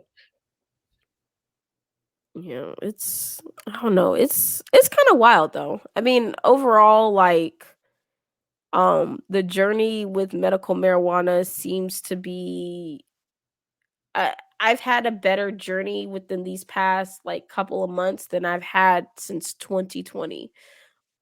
Simply because I'm starting to be in situations where I'm around more medical professionals who actually care. And not care because it's their job to care, but they took the job because they care, right? There seems to be a lot of doctors who become a doctor for the money, but like now I'm starting to get medical professionals who, because they care so much, they went into that profession. They just so happen to be making money off of it, but they care about you. Like when I go to the doctors now, I feel like I'm their only patient. I know that they have other patients. I better be the best one. But they make me feel like I'm their patient and they are taking care of me. Mm. So I think AK is saying that he validates other people's pain, but then he puts himself down because of bad self-esteem. And that's something that you really can't be doing, but it's also something that comes from you not having people to actually talk to. Um when you the people who come to talk to you are not always the people you could go to talk to, if that makes any sense. That does make um sense. there are some people who, and not saying that they're wrapped up in a negative way, but there's some people who are more so still going through their stuff that they may not have an opening to take on anything from you. And even though that's not fair, it is something that's just life. Sometimes we only have enough space to consume ourselves with ourselves. That's not being selfish all the time. Sometimes that's just it. Um but what you do need to be able to do, though, is you do need to be able to talk with people who are not so consumed with themselves but are consumed with asking you about how your day is. Like I know myself, I don't always ask people how their day is, and it's not because I'm a rude person or anything like that, but I do strategically save my energy, and that's only because sometimes I'm not allotted to be able to ask somebody how their day is, because my mental is not on somebody else. My mental is on me, and that's just something I'm gonna admit. I do that You because should do sometimes that I though. can't, I can't always take in X, Y, and Z. But there are days when I'm ready for it, and I ask people all about what they're going through, and I could do it with no hesitation. But that's just me knowing how I am, and there are a lot of people who only want to put onto others and not receive from other people. It's important to protect your energy, though. It's Yeah. especially for people who are going through mental health things, neurodivergent people. It's so important to have enough spoons left over for yourself, to not be pouring from an empty cup, Right. to try to help other people. It's And that's really the thing, important. is that Kai, like honestly, because I know you personally, I'ma say what I gotta say. And it's only because you open it up. Stop asking people too many details about their day. Stop it. Don't do it. I know it'd be nice to do that, but all that does is that kind of makes you like a sponge, and then sometimes you take on other people's trauma and other people's emotions versus worrying about yourself. So when you do that, that kind of creates a barrier between you actually being able to dig deep into your own emotions. And especially being a man, that is not good, because quite often men are not really seen as having emotions that are okay to talk about. So when you go in and people are telling you things and you start asking questions, you need to know when you need to cut it, because you still matter. Like you're the most important person to yourself, and you always have to remember that first and foremost, you do have to take care of yourself. It's not selfish to take care of yourself. It's Yeah, actually you need you're to. it's actually more selfless to take care of yourself first, because if you don't, that one day when somebody sets you off, you're going to push all that energy out on them, and that's going to be real bad for that person. So the most selfless thing that you can do is look within yourself first. Try to figure out in what ways can you help yourself. If you need to talk to somebody, you need to talk to somebody about you. Don't ask them about their day unless it's like, "Oh, hey, how's your day going?" "Oh, okay, cool." And then go ahead, but you need to find somebody who you can talk to. And it's not always going to be the people who unload on you. Yeah. Definitely not, That's like I because was if saying, you you just can't can't. pour from an empty cup. If your cup is empty from pouring out for other people, how are you going to you have to take care of yourself first. It's like when you're in an airplane and the thing tells you, put the breathing mask on yourself first before you help anybody else. You need to fill your own cup and take care of yourself first before you can try to take care of other people. And that's one of the reasons why, like, quite often when we are going through our things, we don't seek out proper help, because we're walking on eggshells, worrying about what other people are going to think, worried about what other people are going through, that we will then say, oh well, I'm not as important, it's not that big of a deal, my day doesn't mean anything, and that's not true. If you're having a bad mental health day, you're having a bad mental health day. That's important, that's very vital. um that's one of the reasons why, if you guys notice, like, sometimes when I'm on Twitter, I spend my whole day tweeting and I don't respond to anybody else. I just don't, because it's my day, it's my circle, it's my thing of events. I do that because there are days where I know I can't handle anything but me. So we all need to realize when there's a time for us. The time for us should always come first. When you wake up in the morning, even for people who have kids, who have a whole family, when you wake up in the morning, you should be able to have some time for yourself. It may not be a lot, because I understand some people get woken up by their kids, quite often. But there needs to be a point of time in your lifestyle where you are about yourself. I need someone to talk to me that wants to listen to my problems and definitely talk me down from my emotional hangups. Yeah, and that's gonna be something that definitely isn't gonna come easy.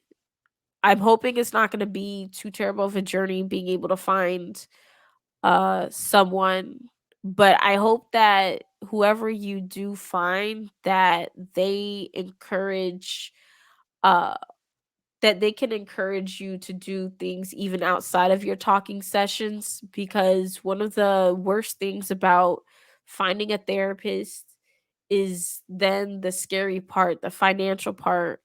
How are you going to make sure you can keep the therapist, stuff like that. So I really do hope that, like, uh whoever you do find also is able to recommend, maybe also like a nice group of people, or even if you do find a group of people that you can regularly talk to as well. Cuz the pandemic has changed a lot when it comes down to the mental health, and so many therapists are they easily leave their patients now for little things. They will easily leave their patients, won't even tell them that they're going to be gone or anything. That happened to my dad. She went on vacation, never went back. Never came back. So I hope she's enjoying Tahiti or wherever the heck she went. I had a therapist for a couple of weeks and I rescheduled one appointment and canceled the second appointment, and she dropped me without I didn't get a phone call or anything.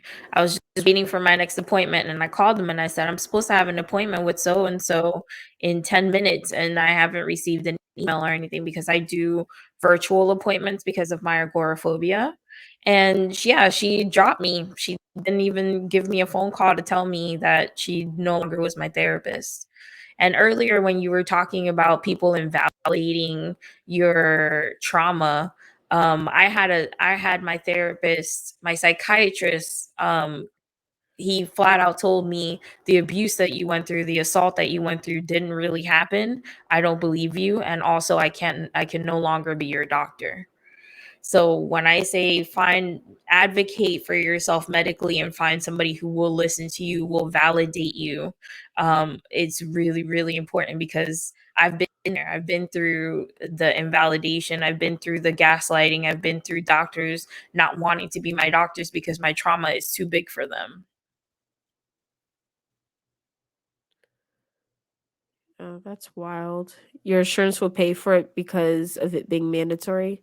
Okay, stay up on that and stay up on who is supposed to be in your network for your insurance and everything, and look at reviews, cuz even if medical insurance pays for it, you still have to make sure that they're paying for the right type of people, cuz sometimes insurance is uh they uh they will green light the ones that should not be green light, and you have to tell them, look, this person is not qualified, give me somebody else.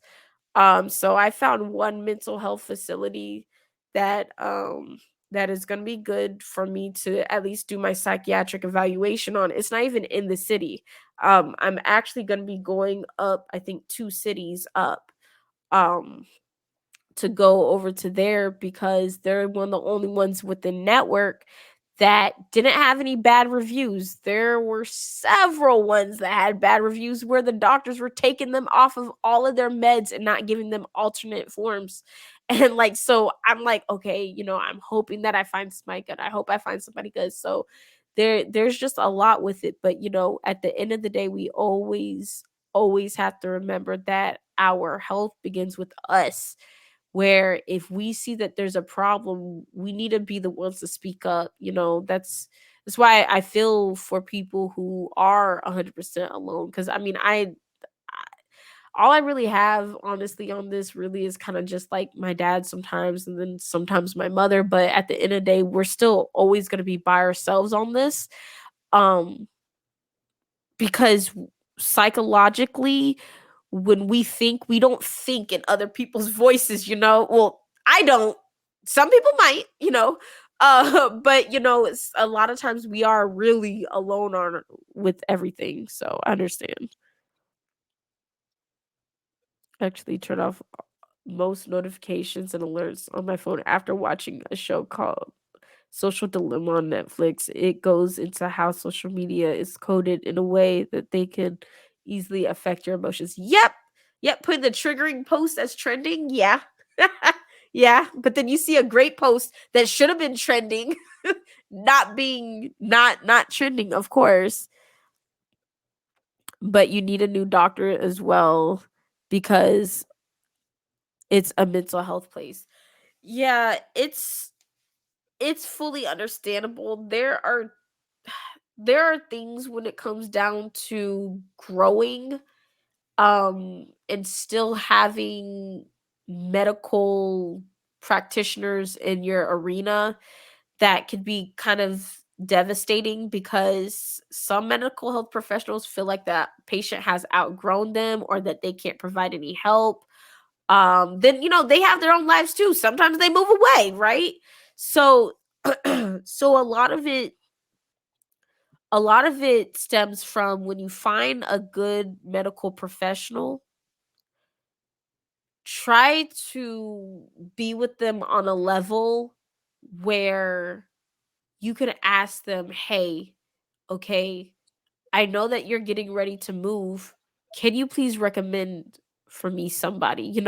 Like when you find a good one, keep on to that good one as long as you can, but try to pick their brain into finding other people that they know personally that are good for you, cuz it really does suck when you are in that situation where you need to have a different medical team but you don't know where to go. Are supposed to be an hour, they end up being 14 minutes. Ooh. That's terrible. How do they go from an hour to 14 minutes? That is really scary. That is very, very, very scary. That is really scary. But yeah, so those are the things that end up happening. But so right. Daughter had a counselor that would do that to her and cancel every other appointment. Yeah, when it comes down to things of that nature, that's why it's important to find out through as much research as you're able to do. It's important to find out what other people's reviews are of them. Um and to do your own review, and when you have a good medical professional to share that they're a good medical professional, and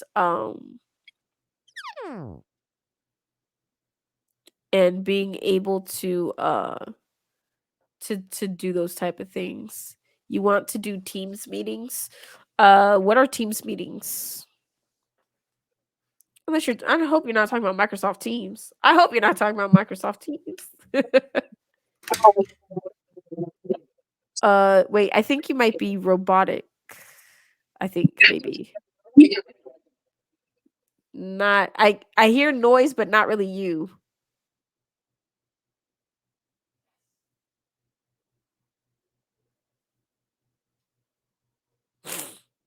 There we go. Can you hear me now?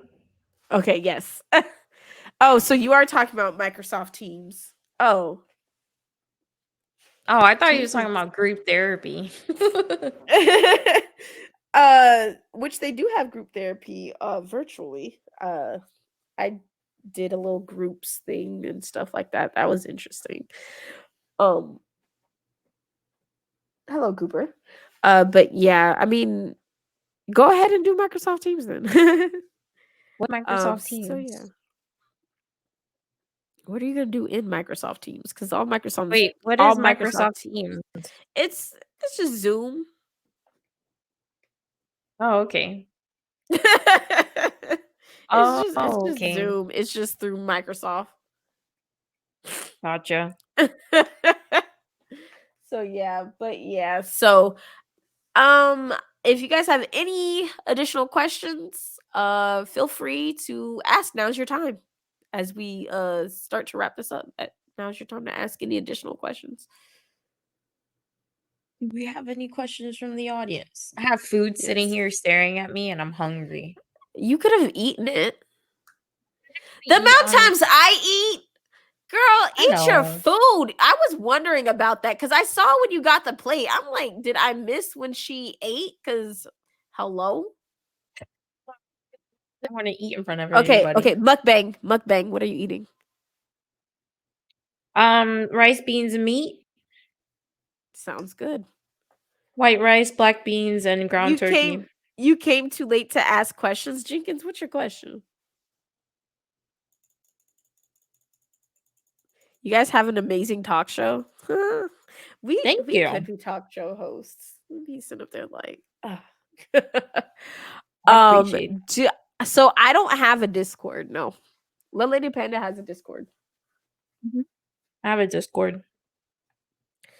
You said you don't have any questions. Wait, that's why you came too late because you don't have any questions. What But are the you saying? questions are Because you at the didn't sit end. here, Jenkins? Do you have any questions about medical marijuana?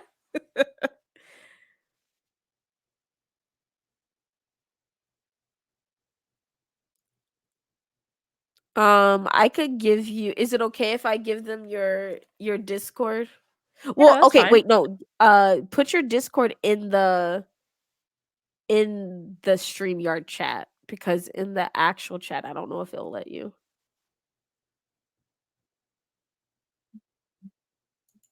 Wait, guys, give me a moment. Do, do, do. No, you're just Jenkins.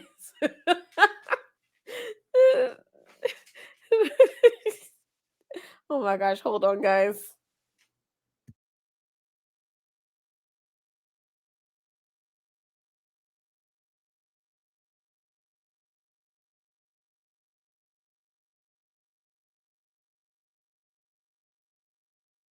I am way too into my food. I'm starving. Oh, you got soda?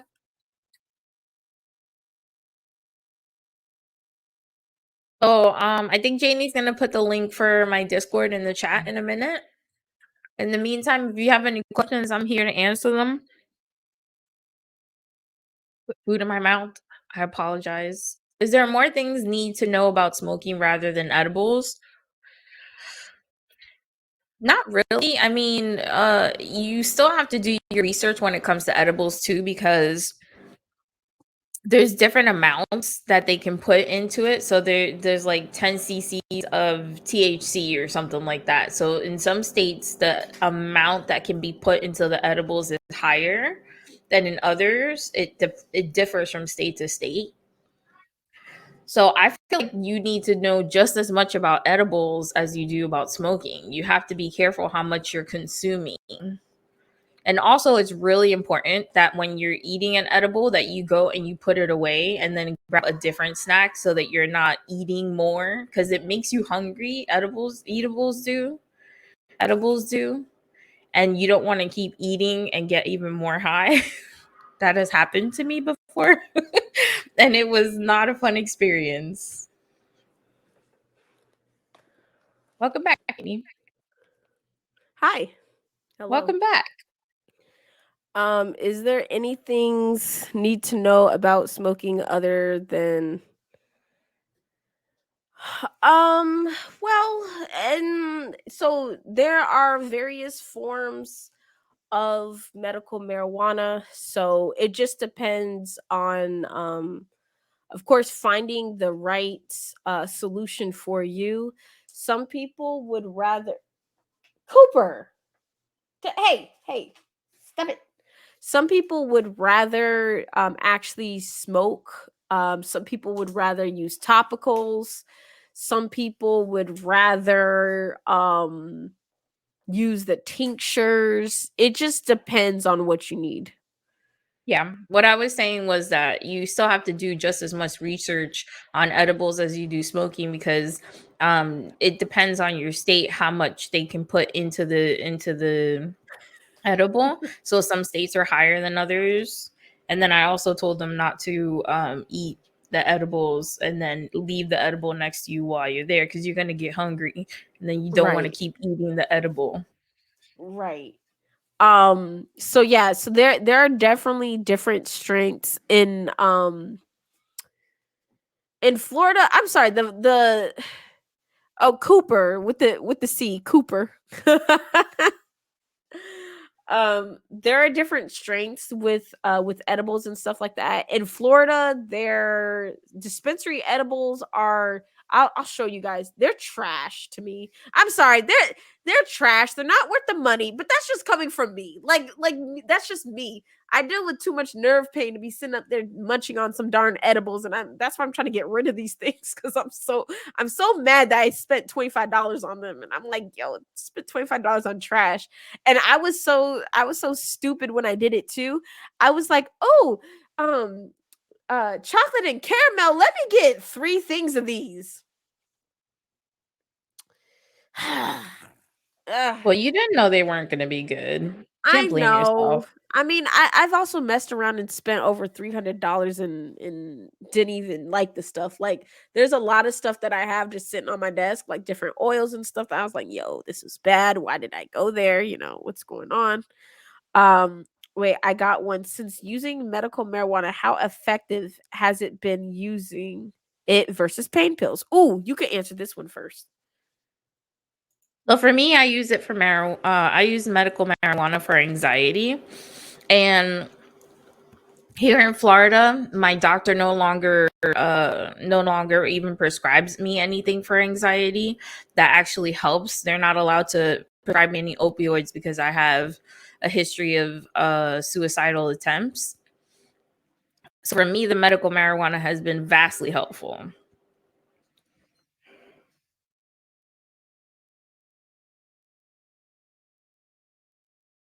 I know Janie uses it for physical pain, and she said that I don't know if it helps more than using pain pills. So I'll ask her when she gets back. Don't buy the cheapest cartridges at the dispensary. You trash them. You mean the THC cartridges?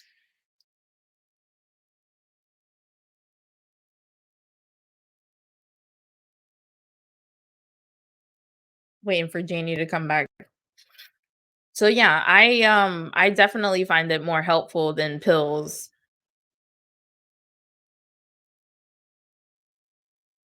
THC cartridges. That's what I use. I vape. I don't use flour. I am thinking of using tinctures. I have used edibles before, but I use mostly cartridges. Do do do.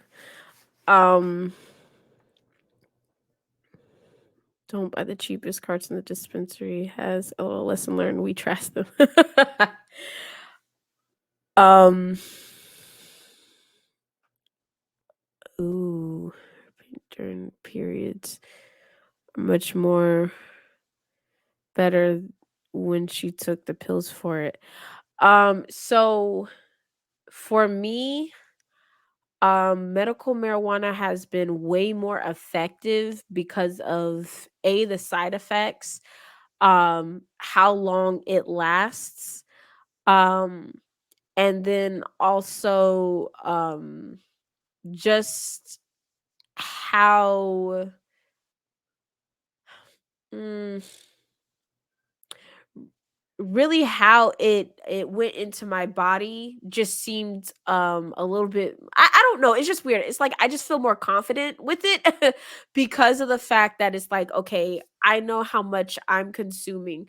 um so if I need to consume more in a day, then I can easily consume more in a day versus with pills the pills you're not supposed to consume. Like if it says only take one a day, you're not supposed to take two.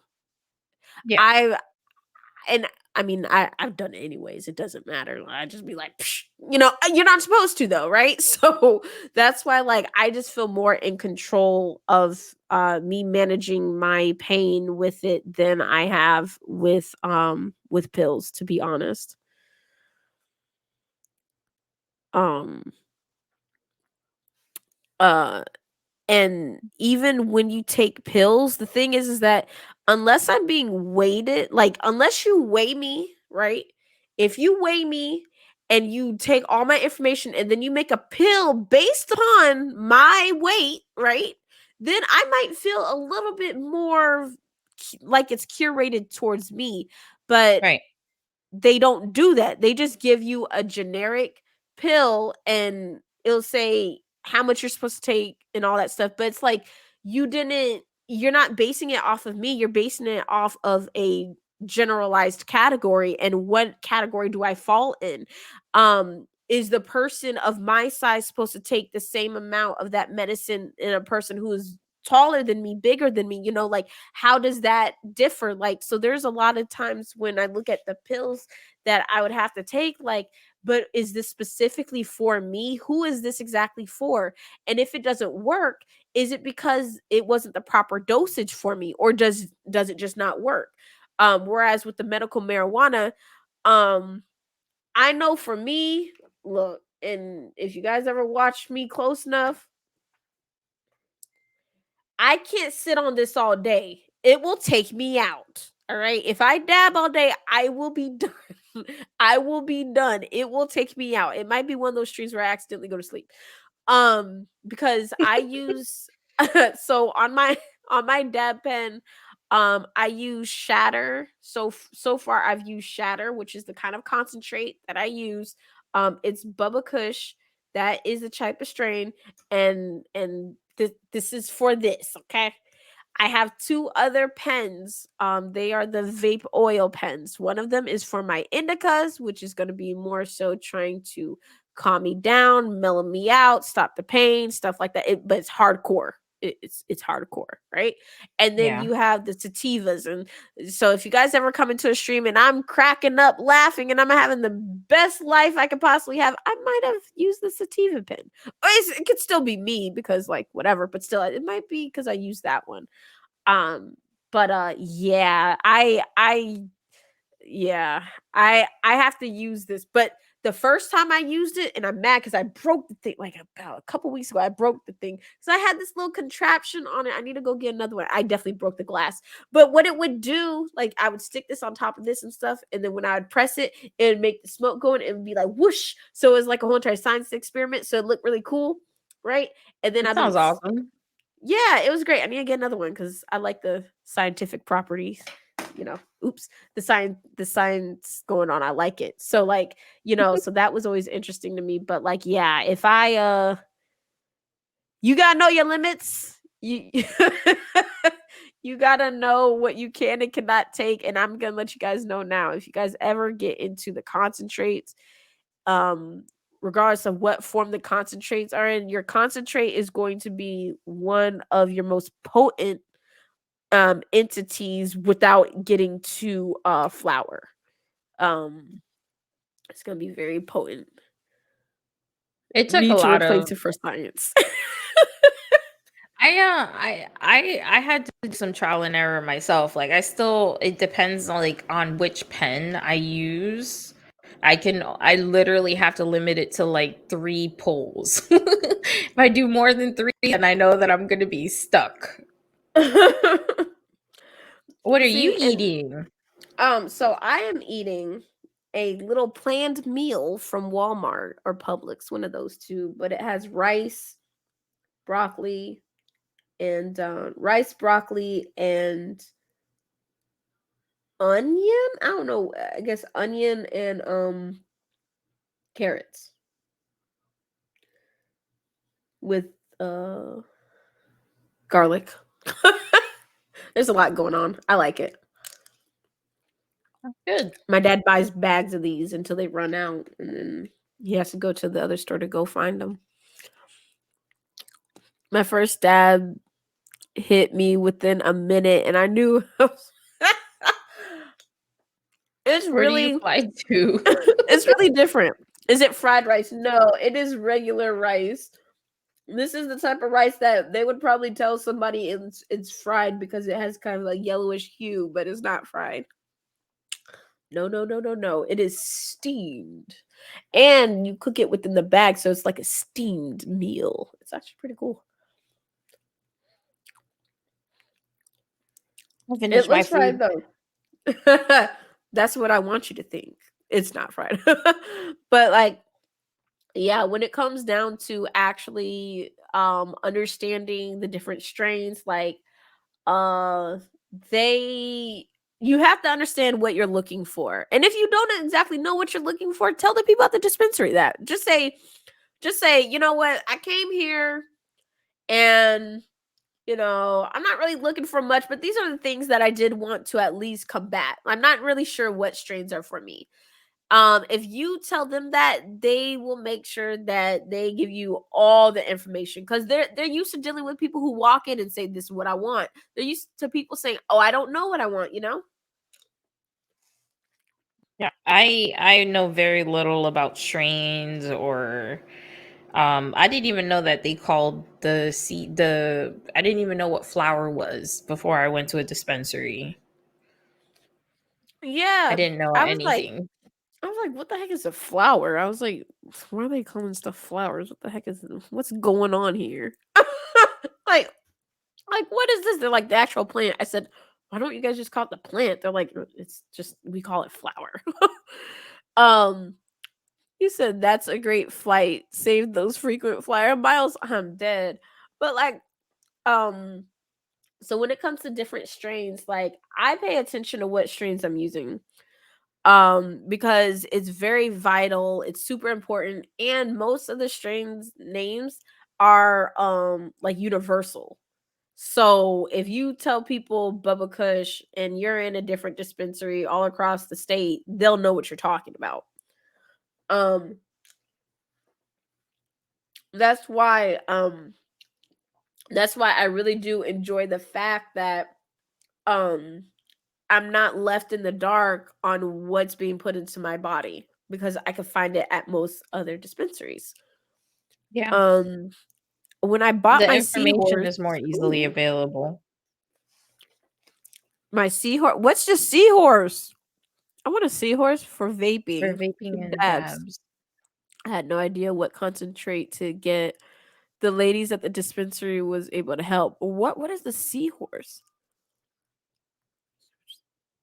Right. So um that's the reason why I purposely decided to get the regular one. Good seahorse. Can you Google it? Google it. Okay. Guys, ignore that. My dad is just cracking up laughing in the background because he doesn't know. It's hard to what he tell what does. it is. It just sounds like a noise, but Oh, we can't tell what it oh. is. Well, it's an unidentified human flying object, I guess. He's supposed to be out there doing Uber. So why he decided to stay here and crack up laughing on the show, that might not even be that funny. I don't know. Look at It's a Seahorse seahorse Pro. throat. Oh, Oh, what is fancy. this? What is going on here? I like the rainbow one. Well, dang. We both looked it up at the same time. Right. This thing look. Wait, so you can do. Wait, hold on. So they have. Wait, you could do a regular. Wait. What can you do with this? The vape pen. You can put 510 cartridges in it, apparently.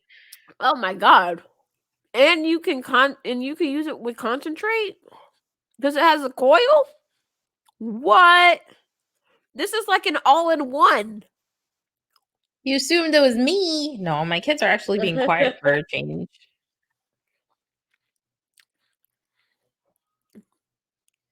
They probably won't be quiet much longer. They've been quiet for the last 3 hours and a half. So you can actually do everything on this. So the 510 carts and the concentrate. Shoot. Huh. Let me find out. Don't bite your spoon too hard. You're gonna break it. I might. Why is the blue one out of stock? What's wrong with these people? Is blue your favorite color? Yeah, they're evil. Man. Oh my god, that emote. That's too funny.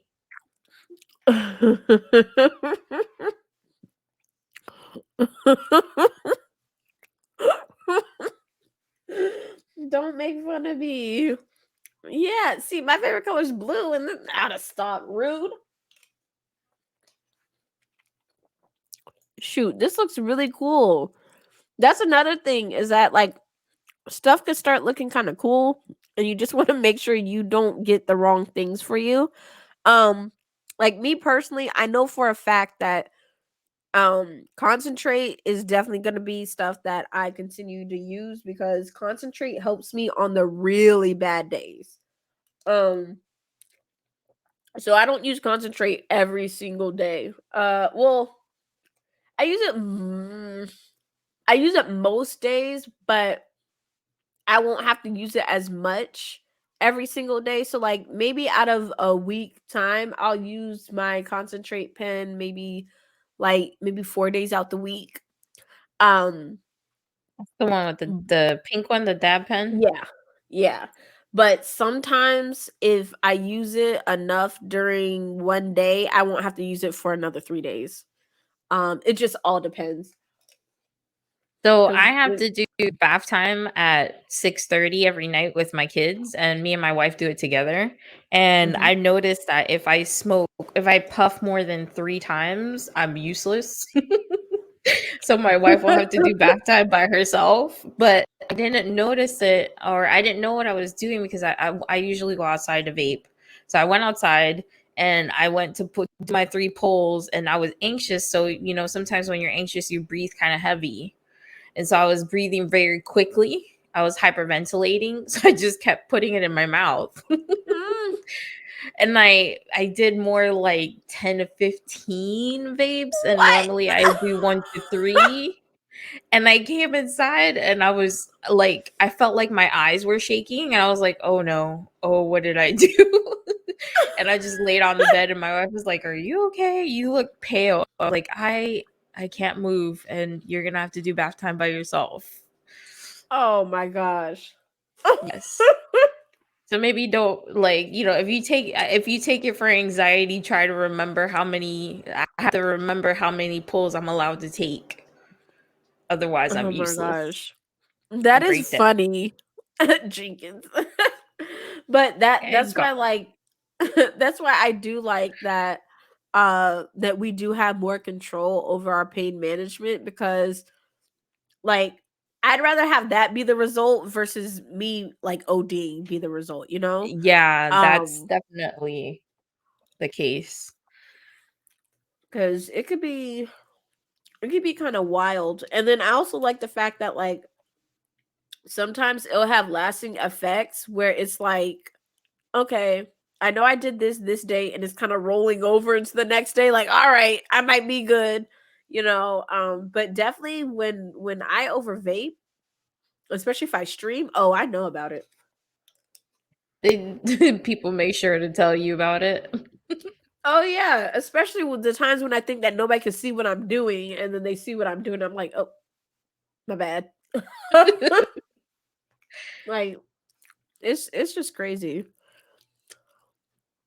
Well, I did have a couple days where it, like when I first started on my medical marijuana, I was skipping days. And I forgot what day it was about 3 weeks in a row. So a few of my weeks were shortened cuz I didn't know what was going on cuz like it was when I first started, so I was still in the thought process that if I didn't feel it as soon as I did it, that wasn't working. Yeah, so Um then you keep going until you feel it, and then by then it's too late. Yeah, yes. that I think for everybody, I hope it's universal. It is for me anyway. I feel the same way, like especially in the beginning. I didn't know how much to take, so was overtaking quite a bit and fading myself out real bad. Losing some precious time there. I'll remind my daughter she uses it for her anxiety so she can um Voice chat. res- voice chat while gaming with friends. Wait. I gotta reread that. So she can voice chat gaming with friends. Okay. I rely on my hub's work schedule to know the day of the week. Well, his schedule isn't set for a while. Oh my gosh. Oh, okay. On the over vaping. That makes sense. Yeah. It's good to have a schedule. It's good to know the amount, but in the beginning, it's hard to tell how much is enough. And it took me probably like 2 months to figure out that all I needed was 1 to 3 puffs. Every time I smoked too much, so I stopped smoking it during the day and only took it at night because it would put me out, and I would just go straight to sleep. See, and that's the thing that we're trying to get away from always having like happen to us. Um and it's just really important for you to know your body, but it's also important for you to understand your limits. And sometimes you can't understand your limits just by assuming what they are. Sometimes you will mess up. And sometimes and now one time, and this was on a really really bad day. I was dealing with everything that could possibly happen to me in life. I took both tinctures. I used all my vape pens. I ate some edibles, right? Goodness. When everything hit me, I was on the edge of my bed. My and, and goodness. I was like, I just want to sleep, but I can't sleep because, mind you, one of my pens is straight sativa. So I was just like, I was just going through so much stuff. I was just like, make it stop. Oh my goodness. Cause I was having such a terrible, like overall just terrible day, but I still wanted to stream, so that's why I took the sativa. So I was just like just all over the place. I didn't look. I was Janie Did you end up Lady, streaming? but not really. Um No, I ended up having a dream that I streamed. So that was satisfying enough. In my dream, it was great. I had a great stream in my dream, and I woke up and I was like, ah. So I'm just gonna be honest with you. I would never buy anything CBD ever again because it's a waste of my money. But if say for instance all I do is take this tincture, right? Like when I notice that there's too much going on, it could sometimes level off things, but I hate CBD so much. And I'm not anti CBD, just anti CBD for me. Um I'd rather just pass out. Like I'd rather just pass out instead of taking CBD because it's so aggravating. Like CBD reminds me of how much money I wasted on some stuff. Like I hate CBD. I hate it with a passion. But I mean, it does what it's supposed to do. That was a great dream stream. Told you you gotta sleep. You gotta do sleep streams. I mean, I would never want to do a sleep stream like if I slept because I was vaping. Cause when I wake up, I'm not in the same spot remotely. Sometimes I've woken up on the floor. So I'm not gonna I'm not gonna stream that. You guys are gonna see me start like my head's gonna start moving. I might start doing like some sleepwalking or something. I don't know what happens to me when I sleep because of that, but I'm just like I'll end up totally someplace else. Decaffeinated coffee. Hey. Oh, give me a second, guys, and I'll show you guys some things. Give me a moment so I could go ahead and get my paper so I could show you guys some stuff from the dispensary. CBD is the equivalent of decaffeinated coffee. I mean, you're not wrong. Cooper, I don't have over. anything against CBD. I mean, it didn't work for me, but that doesn't mean it won't work for someone else. I'm anti. Just kidding. It'll work for whoever it needs to work for. Like Yeah. if it's something that really could help you, it will help you. But it's just me personally, it does not do anything for me. Because the things I need to address are so far deep. It feels like the CBD doesn't get to it. Got it. That's the reason why I don't do CBD. I think CBD is really great for topicals though. If you are a topical type of person and you're just trying to get some relief, CBD could be really good for you. But if it's more nerve damage that you're trying to address, it might not be. It didn't work for you? Yeah. It's really sucky. That's funny actually, because everyone I've come across who doesn't like it for themselves are just like you. When you buy the right strain of it, it helps. My cart now is Critical Kush. Look, you're a trooper. Mrs. Okitoki, you're a trooper. Okay? Because I can't with the CBD. Yeah. Yeah, basically.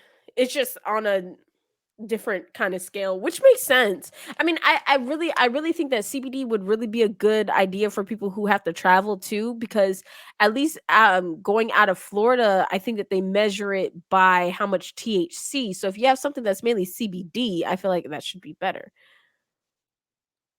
Said it was helping her, but she had to stop because it's not legalized federally. Yeah, if so, and that's why like it's important to be able to think about what you're trying to get out of this, and if you're trying to get help and relief legally, you have to go through legal things. But it's Anal really sucky arthritis. though. Ouch.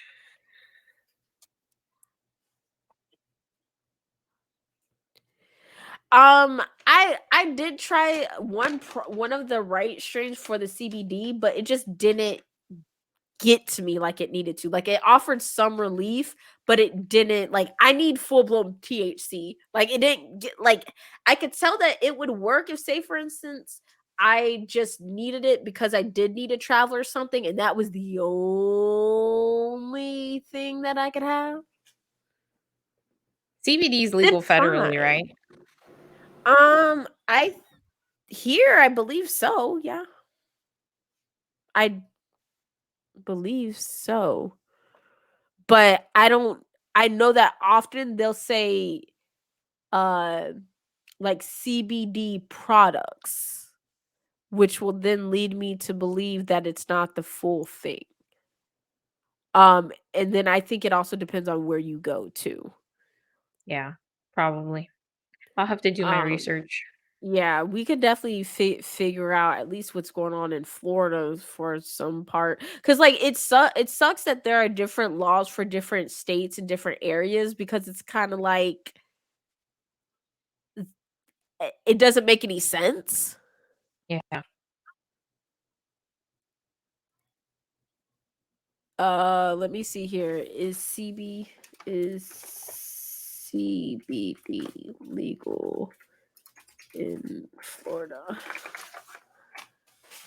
Yeah, CBD and hemp are legal to both cultivate and consume. Oh, so you could make CBD things in the state of Florida for anyone over the age of 18, so long as the product contains uh point 0 less than 0.3% THC content. While no licensing is required to consume hemp products in Florida, licensing is required for those who wish to grow and or sell hemp products. So it looks like with the CBD arena, it's heavily regulated, of course. Topical CBD application is considered a cosmetic, so long as you are selling the topical in or into Florida in its original packaging, no license is required to sell. To grow and cultivate hemp plants, you must not only apply for a license, you must also include fingerprints, environmental containment plans, transportation plans, and follow specific hemp cultivation site statutes, among any other requirements. So basically, you can't sell it outside of your garage. I mean, unless you have a whole entire plan for it. Um, Let me see here. Uh, da da da da da. Uh, so you can't. So CBD is legal. I just see that it is very very regulated. Regulated. Yeah. In 2018, the Farm Bill was signed into law, bringing sweeping changes to how we grow and consume CBD and hemp products. Um, Interesting. That's good to That is know. actually that is actually very interesting. So they have things that are cannabis derived and hemp products as well. Yeah, that's what Miss Okitoki was talking about. There's some that are derived from hemp and then some that are derived from cannabis. Which is really interesting. Which does bring us to the whole entire Delta 9 thing. Delta 9. It's like a fire festival sometimes. Because you could get like Delta 8 and 9 and stuff like that from smoke shops. It's very, very interesting stuff. But so this right here, I don't have the whole entire thing because it's like 3 pages. So this right here is from the dispensary. I know you guys can't really see it that well. But this is one of the papers. They have, it's like a menu, so to speak. Everybody could take one or whatever. It's like 3 or 4 pages long. But this is from Satira, and basically what I did, and like the people at the desk, they take out their highlighters and write stuff and everything like that, and write notes. Um, Basically, I think that this is when I first went, and they were labeling different stuff on there as I was talking to them about what I wanted to use the medical marijuana for. And so um most dispensaries will have kind of a menu type of ordeal. It really does make you feel like you're buying something that's luxury, to be honest. but they'll have a menu where you can go ahead and go over every single thing that you would like. And then, that's a great way for you to go up to them and say, hey, I was thinking about stuff like this, but I'm not sure exactly what I could use. So then they'll go and flip through the paper and they'll explain to you everything about it. On this right here, you can see how much the ratio is between CBD and THC as well, which is really, really cool. They have it listed in different brackets as well, from the tinctures to the patches.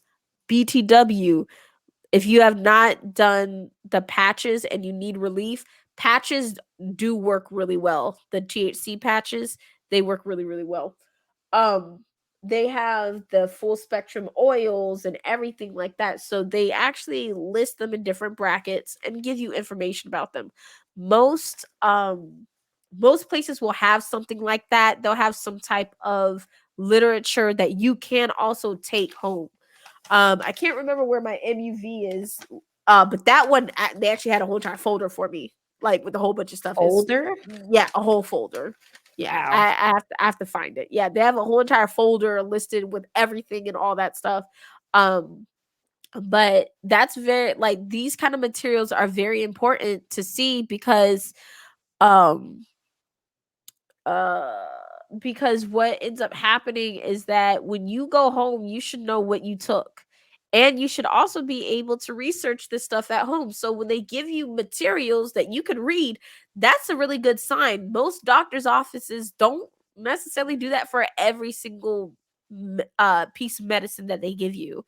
If you ask for more information on it, they might tell you, oh, you could Google it, but they never really provide for you enough readable information. They might give you a packet that has a whole bunch of words that are all crammed together, but they don't always provide for you actual reading material so you can understand what all of your options are. Technically cannabis is hemp too, is the non THC commercial product used to make uh ropes, paper, etc. So the meds that they get from it really aren't good quality, right? It is this, but if the CBD is only allowed to be bought in medical legal states and sold in dispensary, it would be the good stuff.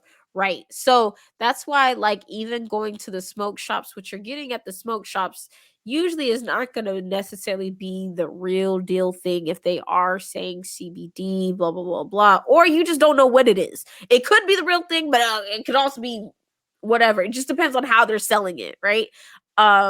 Some smoke shops, some of the smoke owners are medical users and sell it on the side because they know that not everybody has access. Okay, that's a whole nother thing, but you know. Oh, it is. It is. It is. It is.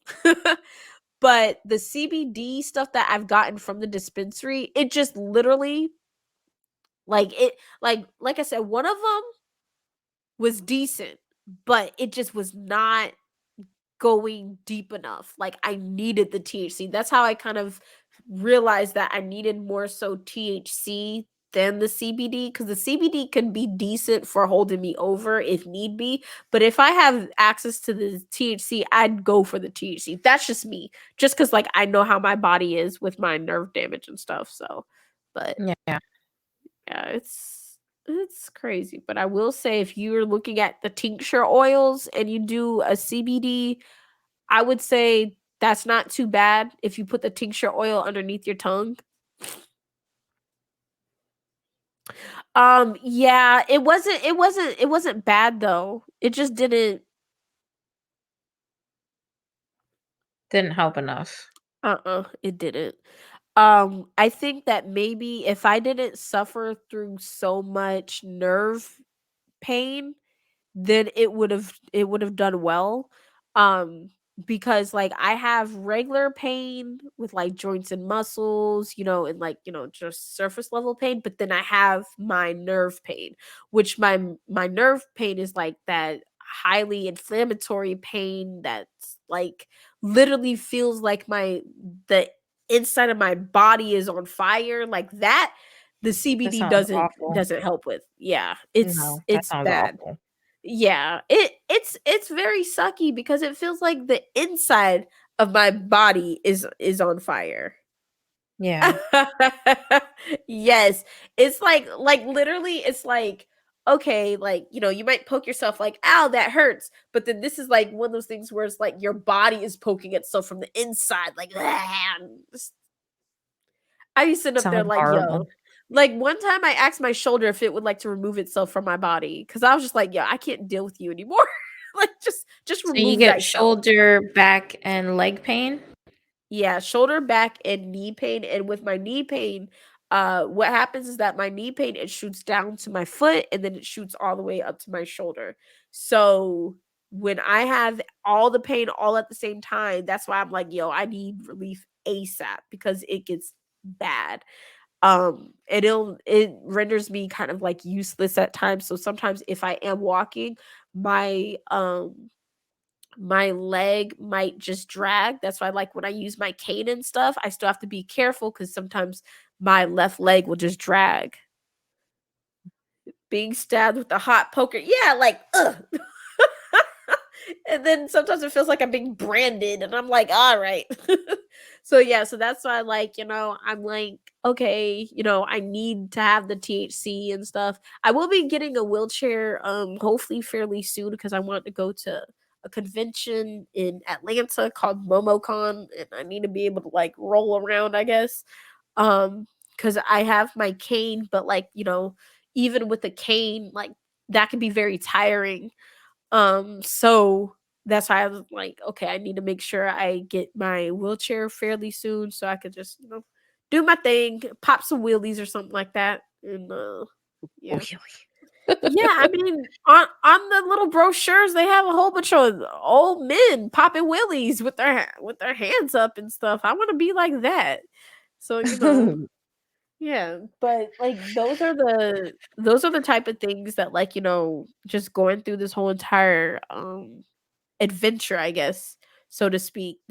These are the type of things I've been like dealing with and stuff. So I'm trying to like get it to where I can easily, if I need to go out the house, like it's not going to be a big planned event because it is a big planned event. Like me taking a shower is a whole entire planned event. And like after I take my shower, I have to go to sleep, take a nap, and then I can get up and do my day. So I'm just trying to like get to the point where my body is used to everything and it doesn't feel like I have to plan my whole entire day and it takes out of everything. That's Yeah. why I try not to do a lot of stuff because I'm like, everything is a whole plan. Like, I'm not going to PAX East because that's a whole entire plan waiting to blow up in my face. I'm good. I So, have the same problem with my anxiety. I have to plan around it at all times. It sucks.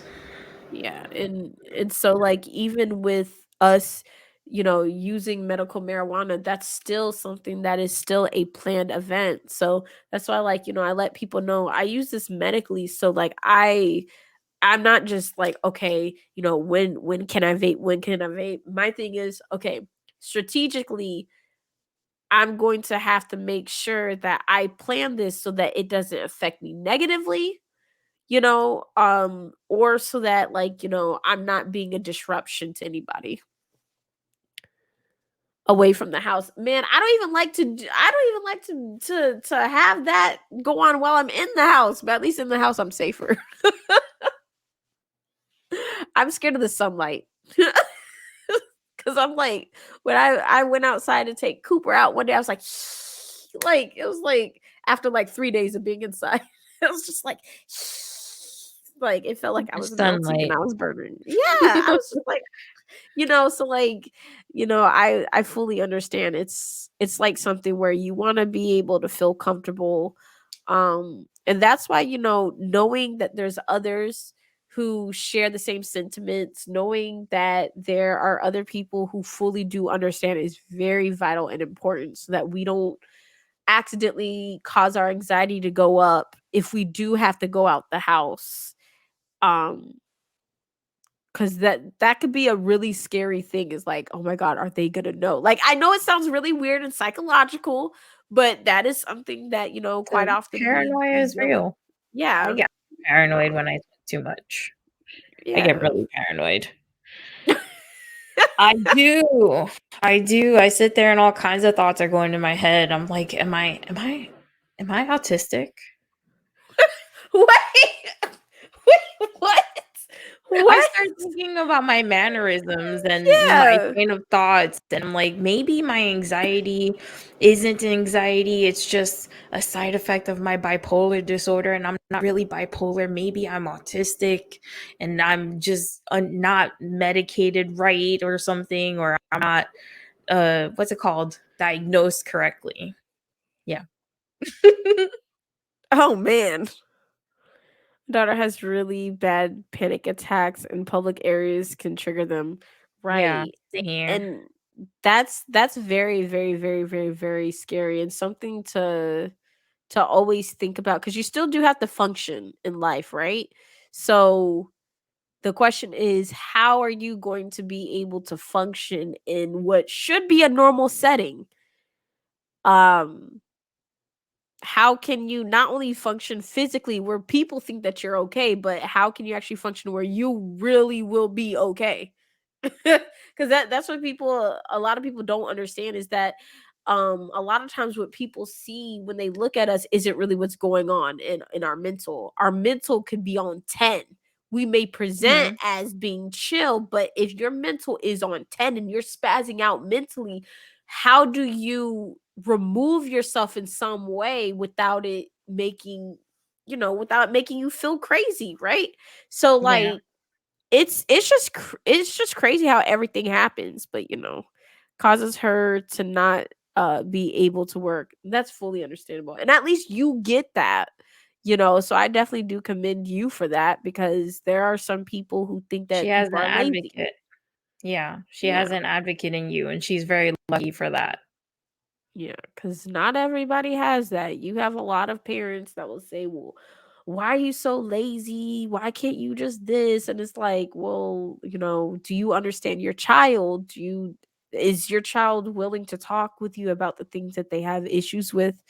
Um, so that maybe you can at least gain some understanding. Because a lot of times what you do that may look weird to somebody else, you're doing it for a purpose until they actually understand what that purpose is. um they'll always think that what you're doing is ultra weird because there's some people like I used to think were really weird until like later on in life I find out, oh, that's why they used to do that. So it's like, had I had known that, I probably would have treated them better, to be honest, in all fairness. But since I didn't know, I was just always looking at them the wrong way. They felt comfortable talking with you, and that's good. That's important. Not Yeah. everybody has That's a that. good parent. Yeah, that's a good parent. I hope my kids have feel that comfortable with me. Hopefully so. Speaking of They which, I should. gotta go soon. Yes, do your thing. I mean, hey, we could wrap this up. We're It's good up to to wrap you. it up. Yeah, we could wrap it up.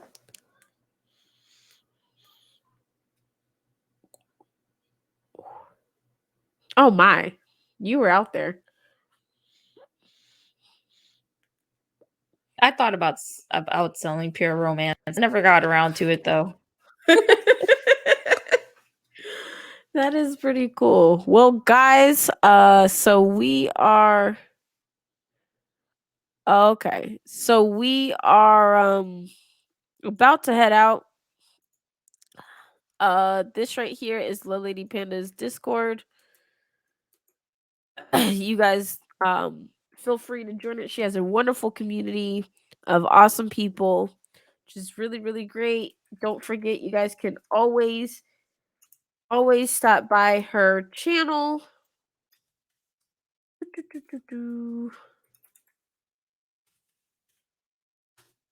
There. And yeah, and she's a really cool, awesome content creator. She likes games, she likes to hang out with her community and everything like that. If you guys do have family, you guys are really going to enjoy her channel. Not saying it's family friendly, but You guys have kids, you guys understand. But it's not family friendly over there. She's gonna go over there and talk about butts and stuff like that, or stuff like that. Yeah, because remember, there's that one joke that goes on when they say in the butt, and then it just goes and goes, and it's like in the Yep. butt. I don't know. Yeah, but she's really fun. Do we do streams like this often? This is actually our first one.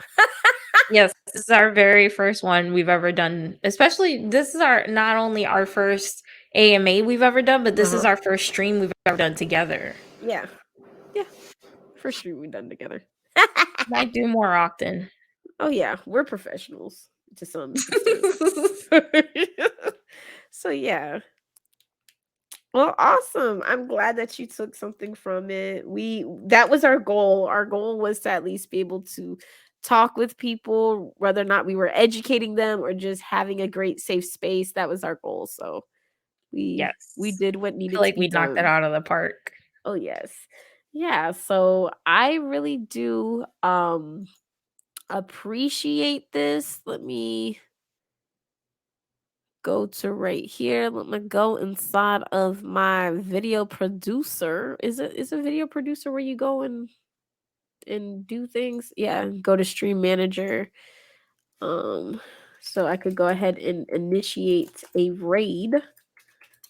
And I do appreciate you guys all for joining in and tuning in. Do do do do do do do. Uh, there's a lot of people doing a lot of cool things today. Uh, let me see. Let me see. Dude, I don't know who I can raid. Do you have anybody I can raid possibly? The only person that comes to mind that is a smoker as well. He smokes weed as well. His name is Chronic Crusader with no H. Okay. How do I wait? Okay, wait. Chronic. I'll put his name in chat. Okay.